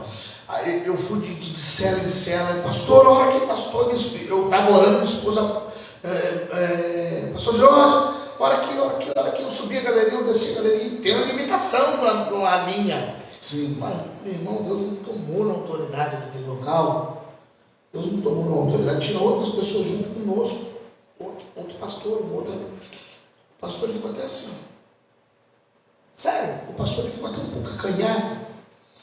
E fomos em uma galeria, fomos em duas, e fomos pregando o evangelho, aquela glória, aquele poder. Eu comecei a orar numa cela, minha esposa do meu lado, eu comecei a ministrar sobre a vida de um rapaz, e disse para ele a minha história. Falei bem assim, se eu estiver mentindo, eu quero que Deus me mate aqui agora. Pulou um cara de cima a gente chamava de jega, né? Da cama de cima. Pum! É verdade, quando eu olhei dentro do olho dele, está lembrado de mim, Gel? É verdade, os caras falaram. Eu fui na triagem foi o último local que nós fomos. Teve um rapaz que falou, poxa, Gel, você lembra de mim? Deus, na triagem tinha 3 que me conheciam. Ele me pediu perdão, porque ele dentro da cadeia ele tentou contra a minha vida. Só que a maioria das pessoas que me conheciam, o negócio virou, foi para o lado dele, na verdade. Minha esposa está aqui. Ele veio na cela, na triagem, falou, pastor George, por favor, me perdoa. Teve reunião, para querer ver, desenrolar o que ele tinha falado. Eu não me recordo exatamente o que ele falou, não me recordo, perante Deus, não falaria aqui agora. Mas ele me pediu perdão, outros me pediram para orar, outros pediram para me interceder, outros pediram para me orar para a família. Foi assim, uma experiência muito forte. Foi tão... Rapaz, você escreveu uma carta para ele. Isso! Teve um que falou assim, pastor Jorge, muito obrigado. Eu estava esquecido dentro da cadeia. A carta que o senhor escreveu para mim chegou na mão de um familiar e até hoje eu recebo visita. Eu nem lembrava dessa pessoa. Meu Deus. Falei, eu escrevi uma carta. Foi, você não é o Gel? Desse jeito. O senhor não é o Gel, pastor? Sou eu. O senhor escreveu uma carta para mim, essa carta chegou. Você levou essa carta para a visita, entregou na mão da sua família, e essa carta chegou na mão de um dos meus familiares. Eles me encontraram, eles acharam que eu estava morto. Incrível. Não, foi incrível. Na primeira galeria, pessoas que estavam com a gente, na verdade, eu não estou aqui querendo diminuir ninguém, mas elas ficaram em choque no ambiente. Está ali, ó. Minha esposa foi lá. Porque a sua história de vida lá dentro, né? Não é nem questão de diminuir ninguém, não. Porque a sua história de vida lá dentro, Sim. você volta com uma nova roupagem, né? Uma nova criatura, com outro estilo de vida, de fato, acredito que se parar para conversar com o Senhor, né? No atual momento que o Senhor vive, eu acho que ainda tem um impacto maior ainda, porque dá até um corte legal aí, Lucas, né? De ex-presidiário, de presidiário para empresário. Amém. Entendeu? Então, assim, o que Deus faz, né? E de um usuário de droga Sim. a pastor de igreja. Sim. Entendeu? Então, são coisas que só Deus faz. Não tem como. Se o senhor tivesse que dar um conselho, aproveitando o público aí, se o senhor tivesse que dar um conselho para os jovens, até mesmo pessoas que estão desviadas da igreja, né? Passando por esse processo de drogas também, qual conselho o senhor daria, embasado em tudo que o senhor viveu e o que o senhor vive hoje? Qual conselho o senhor daria para essa pessoa que está preso aí nas drogas? E eu falo, não é gente de fora não, é gente que viveu o evangelho, desviou e hoje está nas drogas e passando por esse processo. O senhor perguntou aí, pastor, confirmação, o pastor Marcelo até perguntou aqui, ó, pergunta para ele quais são os projetos futuros em família. Projetos futuros em família, algo que arde no meu coração, é a ação social. Fazer pelas pessoas, abraçar as pessoas, porque familiares, devido às pancadas da vida, acabam que desistem dessas pessoas, alguns deles, não são todos. Então seria um projeto de assessoria pastoral às famílias de presidiários. Assessoria pastoral, uma assessoria aos codependentes, porque os familiares eles também sofrem muito, que é a codependência, né, que nós chamamos de codependência. São assim, projetos para o futuro seria dedicar o meu tempo e até coisa que eu já faço, que é um pouquinho do que eu tenho, até minha finança, para poder ajudar as pessoas. Porque não tem significado eu ter passado por tudo isso para viver essa bênção de forma individualista. Sim, só para você. Não existe isso. Não tem, eu creio. Deus tem algo maior. Né? Deus tem algo maior. Então, os projetos são audaciosos, os projetos, eles nunca deixaram de acontecer. Eu trabalho de uma forma meio que, vamos dizer assim, sem aparecer. Acho que eu não preciso. Sim. Né? A minha bandeira, quem levanta vai ser Cristo. Sim, agora porque a gente está aqui no programa, Isso. É necessário falar, beleza. Muitas pessoas vão até a nossa empresa hoje. Eu ajudo, eu já pude ajudar mais financeiramente, com recursos daquilo com aquilo que eu trabalho, mas ainda com pouco recurso que eu tenho, eu continuo ajudando. E eu vou ser mais audacioso ainda na minha fala, eu nunca vou deixar de ajudar. Amém. Eu creio. Nunca Eu profetizo que o Senhor vai ajudar mais ainda. Em nome de Jesus. A palavra de Deus se cumpre em cima disso, né? Porque Glória a Deus. a palavra de Deus diz que a gente não vai precisar pedir emprestado, a gente vai ter Louvado que seja dar, Deus. né? Pastor, qual conselho que o Senhor dá aí para as pessoas que estão passando por esse processo aí, pessoas que se desviaram da presença, mães que estão buscando pelos seus filhos, né? Que são as irmãs que são crentes, mas os filhos estão nas drogas e tal. Com base em toda a experiência que o Senhor tem, qual o alerta? Essa é a palavra. Qual o alerta que o Senhor dá para essas pessoas? Aqui no meu Facebook tem muita gente que é desviada da igreja e vive uma vida louca e não faz questão de esconder. Então acredito que, mas mesmo assim conversa, às vezes fala, pastor, ora por mim e tal. Então, vendo o programa, vai receber essa palavra do Senhor. O que o Senhor tem para dizer? Primeira palavra eu quero direcionar para a família. Não desista do teu familiar. Seja você mulher, não desista do teu esposo. Seja você mãe, seja você pai, não desista do teu filho. A base familiar é uma estrutura muito importante para quem sofre, seja com problema com álcool, dependência química. Não desista, acredita, confia, insista, persista, até que te falte o último fôlego de vida. aí não vai ter mais jeito. Quando Deus recolhe a pessoa, já não tem mais a oportunidade. Mas enquanto você tiver fôlego de vida, lute, tenha esperança no teu coração. Agora eu quero direcionar para aqueles que estão vivendo esse período de escravidão. Por que eu digo período? Porque vai passar. Se você crê, você que está ouvindo, assistindo esta live, esse podcast, creia somente, vai passar. Eu estou te falando com toda a autoridade do Deus que eu sirvo. Sabe por quê? Porque na minha vida também passou. Então eu digo assim, para aqueles que estão, eu diria, ser forte e corajoso. Se você cai hoje, levante, continue. Vão ter muitos que vão te dar pedrada, vão te apontar, vão dizer que para você não tem mais jeito. Mas eu creio e acredito num Deus que dá jeito para todas as coisas. Então, para você que vive isso, creia, insista, persista. Peça ajuda, não viva o teu problema sozinho, excluído. Não acha que, se eu abrir para as pessoas eu vou me expor. Essa é a maior mentira do diabo. Por maior que seja a vergonha, a tua vitória vai vir através da tua confissão. Quando você escolher ali, pedir ajuda a Deus, escolher uma pessoa de Deus, uma pessoa familiar sua ali, um amigo ali que também acredita em você, e você se confessar para ele. Falar, meu irmão me socorre, minha irmã me socorre, mãe, eu não aguento mais isso, me enterra, faz qualquer coisa, mas eu não suporto isso. Agora eu quero direcionar a palavra para aqueles que não conhecem isso, mas possivelmente já te ofereceram, né? Na adolescência agora, escola, faculdade, né? Não, é um baseadinho, dá uma bolinha com as menininhas, meu irmão, não cai nessa não. É o primeiro degrau do abismo. Primeiro degrau do abismo. Na minha época, quando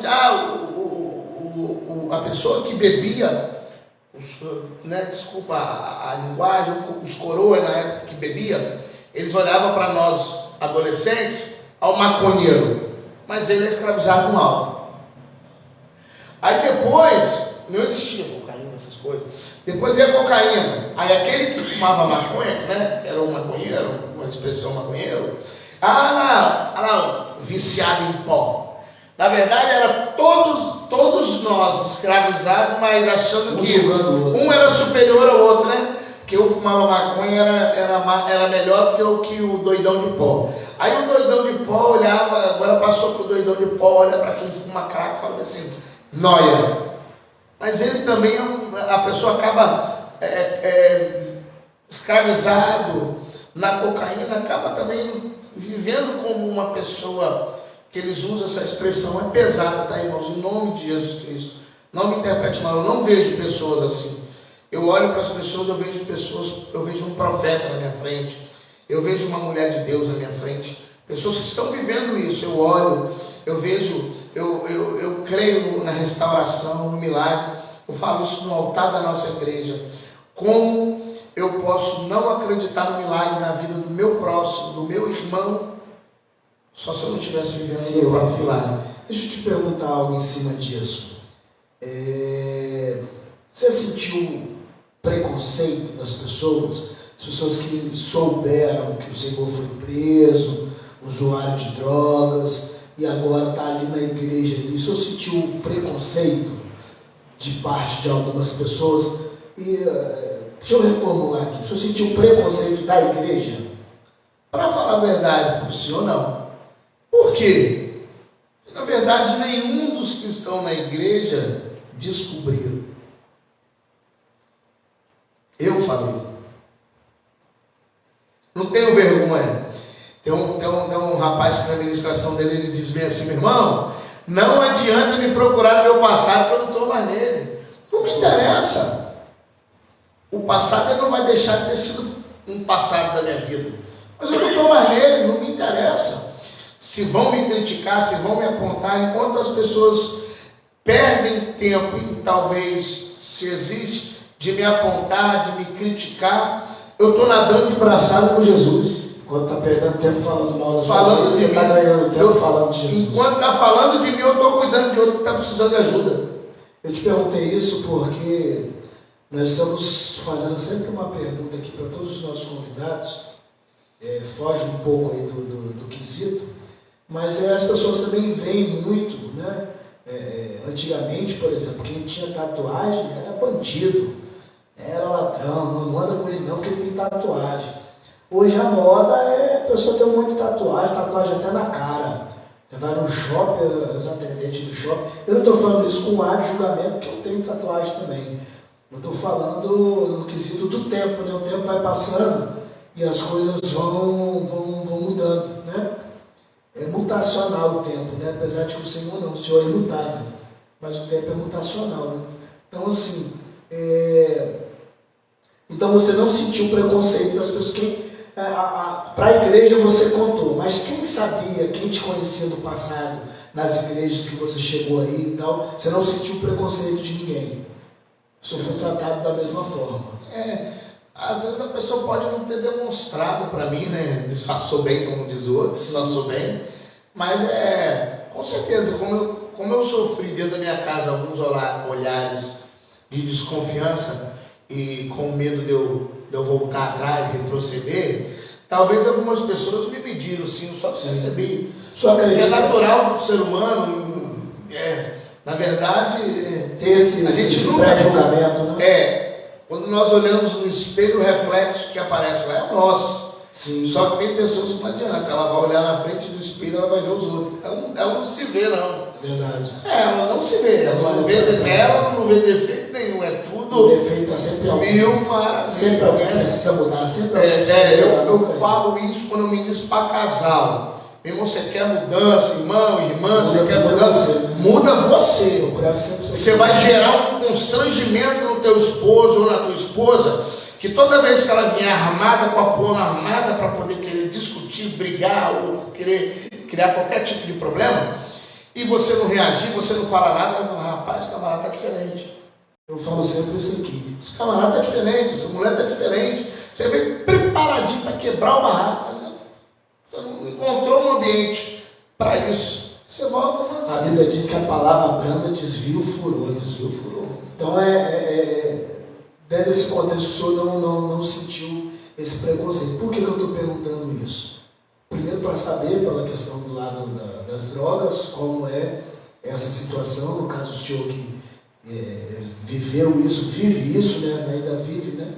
Porque o senhor vai nos lugares e tal, porque a igreja em si, ela tem um certo problema com libertação. Ela gosta de trabalhar com libertação, principalmente as nossas igrejas co-irmãs, as Assembleias de Deus do Brasil, porém tem um certo problema com isso, né? E fugindo um pouco aí do contexto, mas dentro dessa questão aí de olhar crítico e julgamento, o senhor acha que a igreja é homofóbica, pastor? Olha, eu vou entrar numa... Sempre falei isso. O que acontece? Deus, ele permitiu e vai continuar permitindo muitas coisas acontecerem para que a visão da igreja venha mudar. Veja bem, como eu disse lá atrás, era raro você ver uma pessoa andando pela rua com a exposição Não, o camarada que ia fumar uma coisa, fumava escondido, terreno baldio, dentro do mato, era uma coisa restrita. E tinha um tal de negócio chamado colírio, pingava o colírio para ninguém perceber, ficar com os olhos mais estatalados, brancos, porque era uma característica de olho vermelho, era uma característica de quem tinha fumado. Às vezes o cara andou de moto, tomou um vento na cara, o olho ficou vermelho. Só que aí o que acontece? Durante muito tempo, e ainda acontece disso, a igreja que prega o amor, a cura, a libertação, e prega um Deus que batiza, que salva, que vai levar para o céu, ela discriminava o usuário, o drogado. Já se armava. Discriminava, sim. Mas aí o que aconteceu? Deus permitiu algumas pessoas viverem isso com seu ente querido, para ela entender. Uma coisa, pastor Mário, eu não tenho ninguém na minha família que vive este problema, então eu olho para quem vive e apedrejo, critico, não quero ficar perto, é bandido, é drogado, é alcoólatra. A outra coisa é você ter um dentro de casa. Sim. A outra coisa é você ter um dentro de casa. Então, assim, teve muita coisa que aconteceu e vai continuar acontecendo, para que a igreja venha abrir os olhos de forma mais espiritual e menos crítico, e acreditar que o Deus que liberta, liberta mesmo. O Deus que restaura, restaura mesmo. Eu digo isso porque eu creio num Deus que restaura por inteiro. Eu enfrento algumas batalhas com pessoas em que eu digo para ela, poxa, você conhece o meu passado. E se ficar com o pé atrás, é deixar a porta aberta para a pessoa tocar. Sim, eu falo para algumas pessoas que eu acompanho, eu tenho pessoas que fazem acompanhamento psicológico e aconselhamento. Aquela assessoria pastoral completa. E eu falo, vem, olha só, peraí, olha para mim. A pessoa fala, pô, você não lembra como é que eu era? Olha o que eu estou vivendo aí. Eu acredito num Deus que cura, que restaura, que transforma, de dentro para fora e por inteiro. Não tem esse negócio, eu usei todos os tipos, não, parei de fumar maconha, só que eu só um olhinho no negocinho, eu só cheiro, não. Que isso? Você está limitando a ação de Deus? Não, na verdade, você não foi liberto por completo. Eu tive problema na área sexual. A pessoa teve problema na área sexual. Não, eu parei de beber, parei de fazer, mas eu não consigo ter só minha mão. Não, irmão. O Deus que nós servimos, ele transforma por inteiro. Eu tenho amigos hoje, eu testemunhei isso dentro da igreja. Acabei de falar na igreja.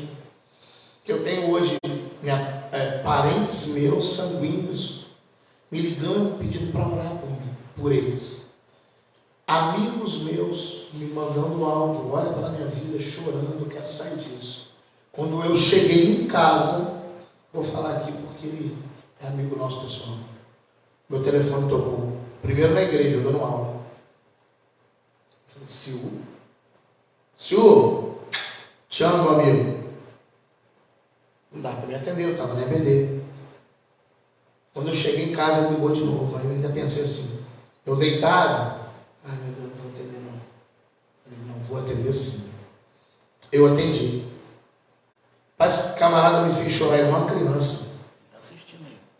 Ele me fez chorar igual uma criança. Senhor, meu amigo, Senhor, nós chamamos em Cristo Jesus, meu filho. Senhor é família. O Senhor é uma benção. Você conhece desde criança, de criancinha. E aí ele virou para mim e falou, Pastor Gel, lá atrás, você era eu era, como é que se fala? Eu confio nisso. Era a minha referência. Ele falando para mim, eu era o seu ídolo? Não, você era o meu ídolo, não é isso? Isso. Faço uma confusão nisso. Você era o meu ídolo. Hoje, você é a minha inspiração espiritual. Aleluia. Graças a Deus. Irmão, chorei com uma criança. Eu acabei de chegar da escola bíblica dominical, testemunhei para a igreja, testemunhei para minha mãe, falei, mãe, minha prima tal, meu primo tal, da Bahia, meu amigo tal, fulano, meu tal, me manda mensagem, minha esposa está ali. Minha esposa está ali, não me deixa mentir. Quando eu chego em casa, esse camarada me liga e fala isso comigo. E começamos a conversar e ele começou a contar a mudança que Deus está fazendo na vida dele lá. Aí que eu chorava. E lá em casa tem uma coisa, tá, irmão? Minha esposa pode estar em casa, eu poderia estar aqui, minha esposa em casa. Quando o meu telefone toca aqui, se é uma ligação de Facebook, se é uma mensagem no Instagram, se é alguma rede social, nossas redes sociais é as mesmas. Então, sei nem porque eu estou falando isso, mas que sirva aí de de um exemplo para casais. O diabo vai sair correndo. Para que você precise entender, casais, homens, mulheres, vocês constituíram uma família, esse negócio não. Celular de homem não tem que ter senha não, a mulher tem que saber de tudo. É uma defesa que você tem. Você está escondendo o quê? O que você está escondendo, meu filho? Me faça entender. Então, está mandando uma mensagem que o esposo está lendo lá, né? Ele me ligou na hora e foi uma maravilha, foi um reencontro por uma chamada de vídeo, mas assim, de forma assim, surpreendente. Eu ouvi de uma pessoa que hoje eu sou para ela uma inspiração espiritual. Bênção de Deus. Como é hoje como as pessoas recebem hoje, como você vê hoje, né? Que hoje você, querendo ou não, é um microempreendedor, um empresário, um cara bem sucedido. Deus tem abençoado a sua vida, a vida da sua família, tem abençoado a sua casa. E de fato, né, a gente pega aí da prisão, da cadeia, ao empreendedorismo ali. Como que é visto isso? Chega para você, você sente esse feedback? A sua própria família, como a sua família olha hoje para você e vê o George que esteve lá no lixo, né, que esteve nas partes mais baixas da sociedade, hoje é um cara que empreende, está à frente de um ministério na vice-presidência, tem um casamento abençoado com uma esposa que orou para que você saísse lá daquele submundo, e hoje ela vive, né, o que ela tanto orou junto com você ali, do seu lado, planejando, vivendo essa vida, né, na totalidade junto, como o senhor falou aí, rede social, em todo o contexto ali, vivendo de fato, né, que hoje o senhor está vivendo o que a missionária Keila orou. Glória a Deus. Né? E como você vê a sua família, as pessoas mais próximas, como eles veem isso, qual o feedback que eles te dão disso, de ver hoje esse George, né? Esse George empresário, esse George pai. Eu vi, né? Nós fazemos parte da mesma convenção, do mesmo conselho ali, e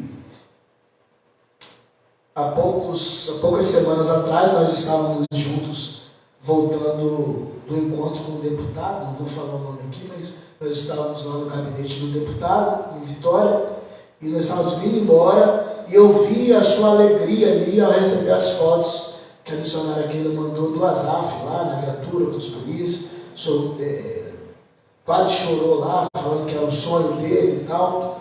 Como que é esse feedback da sua família e dos amigos, de ver hoje esse George de fato agora vivendo como empresário, como pastor, como pai de família, como esposo exemplar, pessoa de fato é um exemplo a se seguir? Pastor, na verdade, quando quem nos conhece de muito próximo, todo mundo, ele tem um receio, a pessoa acaba tendo um receio. A minha família, que sofreu muito ao meu lado, mas esteve ao meu lado, ela ficava apreensiva, minhas irmãs ficavam apreensivas, minha mãe ficava apreensiva. Só que hoje eles buscam em mim conselhos. Eu falo sem medo de errar. Hoje eu sou uma referência para minha família, para minhas irmãs, para minha mãe. Minha mãe é minha ovelha. Minha ovelha do pastor Marcelo. Então assim, minha esposa é minha ovelha. Minha esposa, mas ela é minha ovelha. O meu filho é a minha ovelha. Meu filho, se a gente for em qualquer ambiente, pode ter 200 crianças. Minha irmã, ele não brinca com nenhuma delas sem chegar para mim e falar: pai, eu posso fazer um amiguinho? Foi você que ensinou isso? Não. A natureza dele olha para mim como uma referência para ele. Amigo fala que posso, eu posso. Com certeza. Hoje, para amigos meus me procurar, felizmente, né, irmão? Não são todos, né? não são todos, nós não podemos generalizar isso. Mas do mesmo jeito que amigo, família, tem sempre um no meio deles que diz assim: deu só uns dias para voltar para lá. Mesmo passando tanto tempo, olhar com Deus, fazendo tanta coisa. Daquele dia cai de novo. Infelizmente tem sempre esse. Família, amigos muito próximos, né? E às vezes você vê isso também dentro do próprio campo religioso, né? Dentro dos irmãos, dentro da igreja. Mas uma pessoa permanece na vida de erro se ela quiser, porque o Deus que restaura está aí. Minha esposa sempre fala isso: pecado é escolha. Né? O Deus que restaura está aí. Então, assim, vão ter pessoas às vezes que hoje, eu acredito que não. Pode ter, como diz o outro, um gatinho pingado. De forma velada. Mas quem conviveu comigo na íntegra, ainda que tem amigos meus ali de Itapuã, tem muitos. Tem muitos que moram em Ponta da Fruta. Tem muitos ali que eu encontro ali, ó. A Samira, cliente minha. Samira, Chalup, são casais. São casados há mais de 20 anos. Alessandro Bocão, conheço eu também. Conheço Alessandro Bocão da Capoeira? Isso, meu amigo. Meu amigo também. Alessandro, beijo, meu amigo Bocão. Entendeu? Estive lá com ele, me deu uma camisa lá do projeto.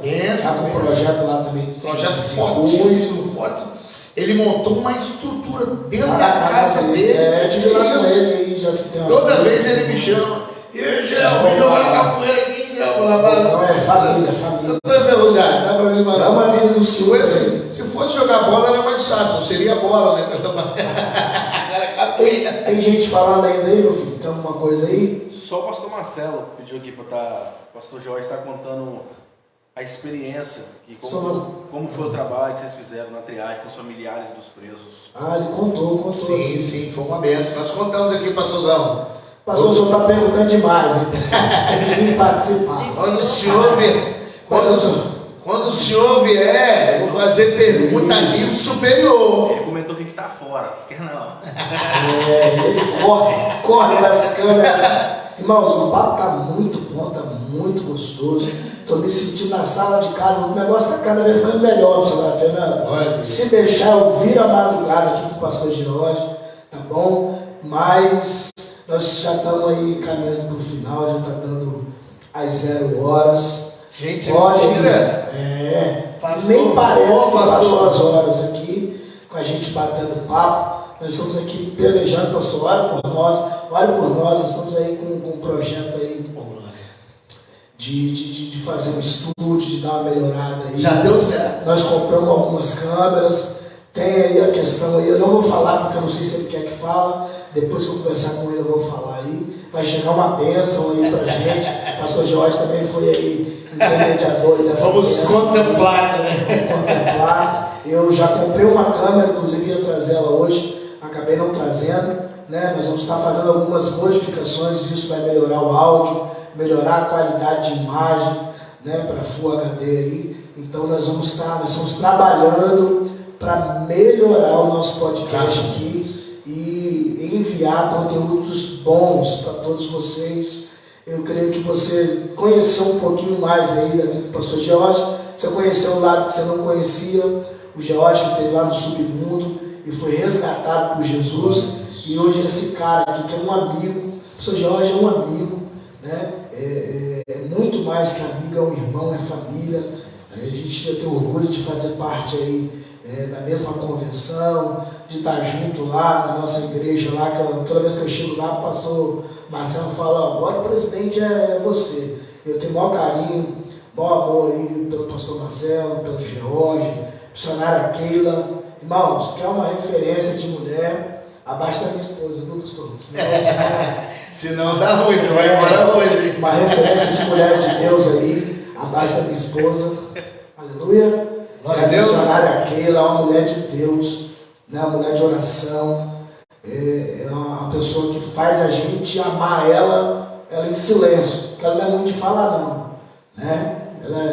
Mas só depois que cria um vínculo legal que ela conversa. Ela não vai ver o podcast também não, doutor? Vamos marcar. Mas daqui a um tempo vai ter uma mesa. Aí na mesa a gente coloca 4 microfones, aí a gente consegue conversar bota os come-bebe em cima da mesa ali, ele vai comendo, bebendo, aí não tem hora para acabar. A gente vai colocar a câmera ali, e agora com a câmera já não vai ter hora para acabar, porque a câmera não descarrega. A gente está gravando pelo celular, tá, irmãos? Então, assim, pastor Jorge, quero te agradecer por ter aceitado o convite. Tem projetos futuros aí. Muitos. Acredito que é esse que o pastor Marcelo queria que a gente falasse, mas não pode falar agora. Mas grava aí, tá bom? Mas antes da gente ir embora, antes da gente sair, despedir de todos, eu quero só que o pastor Jorge fala aqui sobre o endereço lá da empresa. O pastor Jorge trabalha no ramo do gás, né? Ligeirinho Gás. Lá na região ele é conhecido como George Ligeirinho Gás. Falou do Ligeirinho Gás, todo mundo conhece. É ligeiro mesmo, não é nome fictício não. Ligou, chegou, hein? Então dá o endereço aí, pastor, da onde que é a empresa, como as pessoas fazem, dá um contato, telefone, fala até onde que entrega lá na localidade do Balneário Pão da Fruta. Para quem é da região, pegar o seu número, pegar o seu contato e também até alguém que se identifica, que teve um filho que foi preso, que passou pelas drogas e hoje, sabe, vê que Deus restaurou o senhor e fala, não, eu quero comprar o gás a partir de hoje lá no Ligeirinho Gás, porque eu sei que o pastor lá é homem de Deus, passou pelo que meu filho, pelo que meu marido, pelo que meu irmão passou e hoje ele é uma ferramenta de Deus para também ajudar que outras pessoas não passem, inclusive financeiramente, e vai investir lá na empresa. Fala pra gente. Glória a Deus. Nós estamos ali na Avenida Marmelo, 1035, Balneário de Ponta da Fruta. A região nossa de atendimento, nós atendemos de Morada do Sol até o Recanto da Sereia, entrando ali para dentro do Retiro do Combo. Temos alguns clientes ali para dentro ali do Termas, ou seja, Morada do Sol, Nova Itaparica, Morada do Sol, Nova Ponta da Fruta, Interlagos 1, Interlagos 2, Recanto da Sereia, Ponta da Fruta, Balneário, aquela região toda ali abrange a nossas, localidade nossa de entrega, tá? Ligeirinho Gás, Avenida Marmelo, 1035, o número de telefone é 99822 8109 99822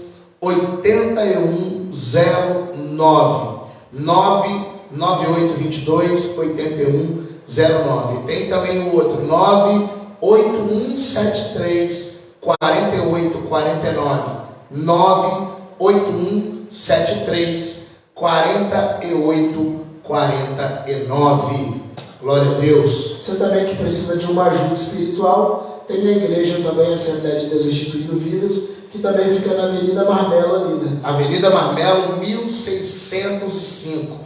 Olha, e eu deixo aqui, não é só uma questão comercial não, tá? Aonde eu deixei o endereço da empresa é o local aonde eu moro. Se você precisar de um aconselhamento, precisar de uma oração, mesmo que você não esteja precisando de nenhum dos produtos que nós vendemos, pode bater lá no portão, tocar o interfone, que você vai entrar, vai tomar um café com a gente, nós iremos orar junto, e eu tenho certeza que da maneira como você entrar, você vai sair diferente após a nossa oração, em nome de Jesus. Qual a gente encontrou na igreja lá, pastor? Terça, quintas e domingos. Terças e quintas, 19h30, domingo às 19 horas. Glória a Deus. Meus irmãos, eu quero agradecer a todos aí que esteve aqui no decorrer do ao vivo. Você também que vai assistir posteriormente o programa, eu já quero agradecer e peço uma vez mais, compartilhe para geral aí, divulgue o nosso trabalho, né? Comenta aí o máximo que você puder, para a gente saber que está tendo uma relevância legal no nosso trabalho,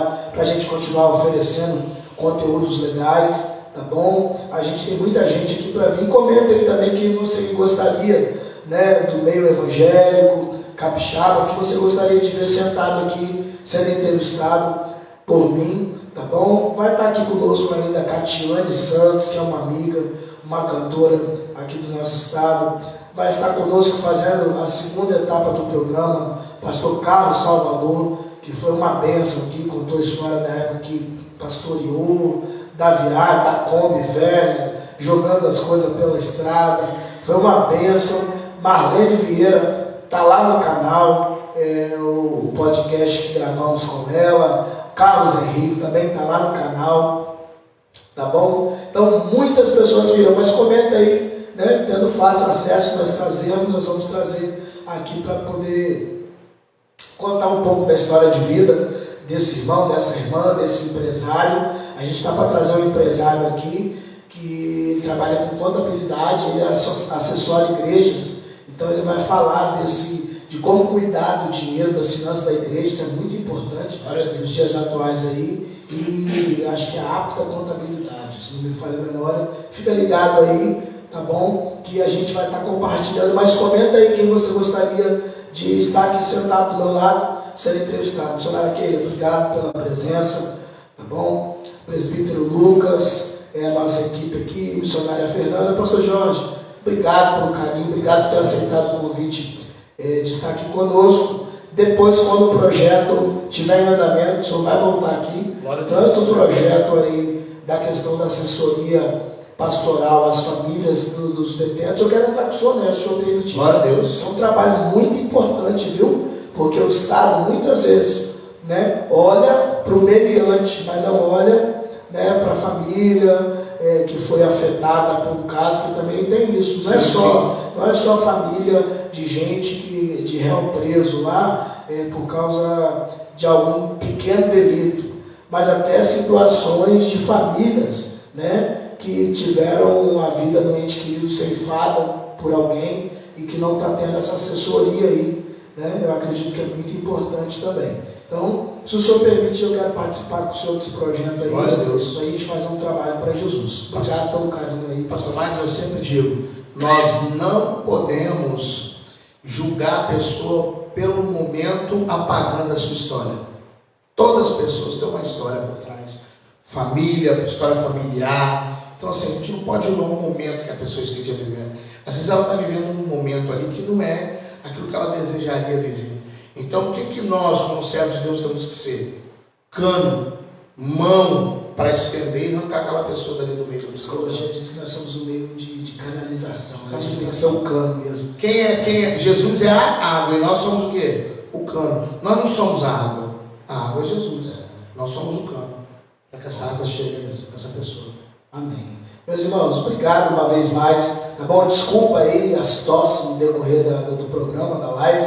Tá bom? Passei aí 4 dias muito debilitado, mesmo assim fazendo a obra, pregando à base de remédio. Não podia deixar de fazer o programa hoje. E o importante é ter vocês aqui conosco. Então, estamos finalizando mais um podcast Efatá. Até a próxima vez aí. Fica ligado na rede social que eu vou divulgar quem é o próximo convidado. Na verdade, já vou abrir aqui quem estará conosco no dia 25, se não me falha a memória, cai na terça-feira. Pastor Samuel Silva será o entrevistado, vai estar contando aí a caminhada dele, vindo do Rio para cá, o processo dele também com as drogas e o encontro com Cristo Jesus, tá bom? Deus abençoe a todos, beijo minha esposa, te amo.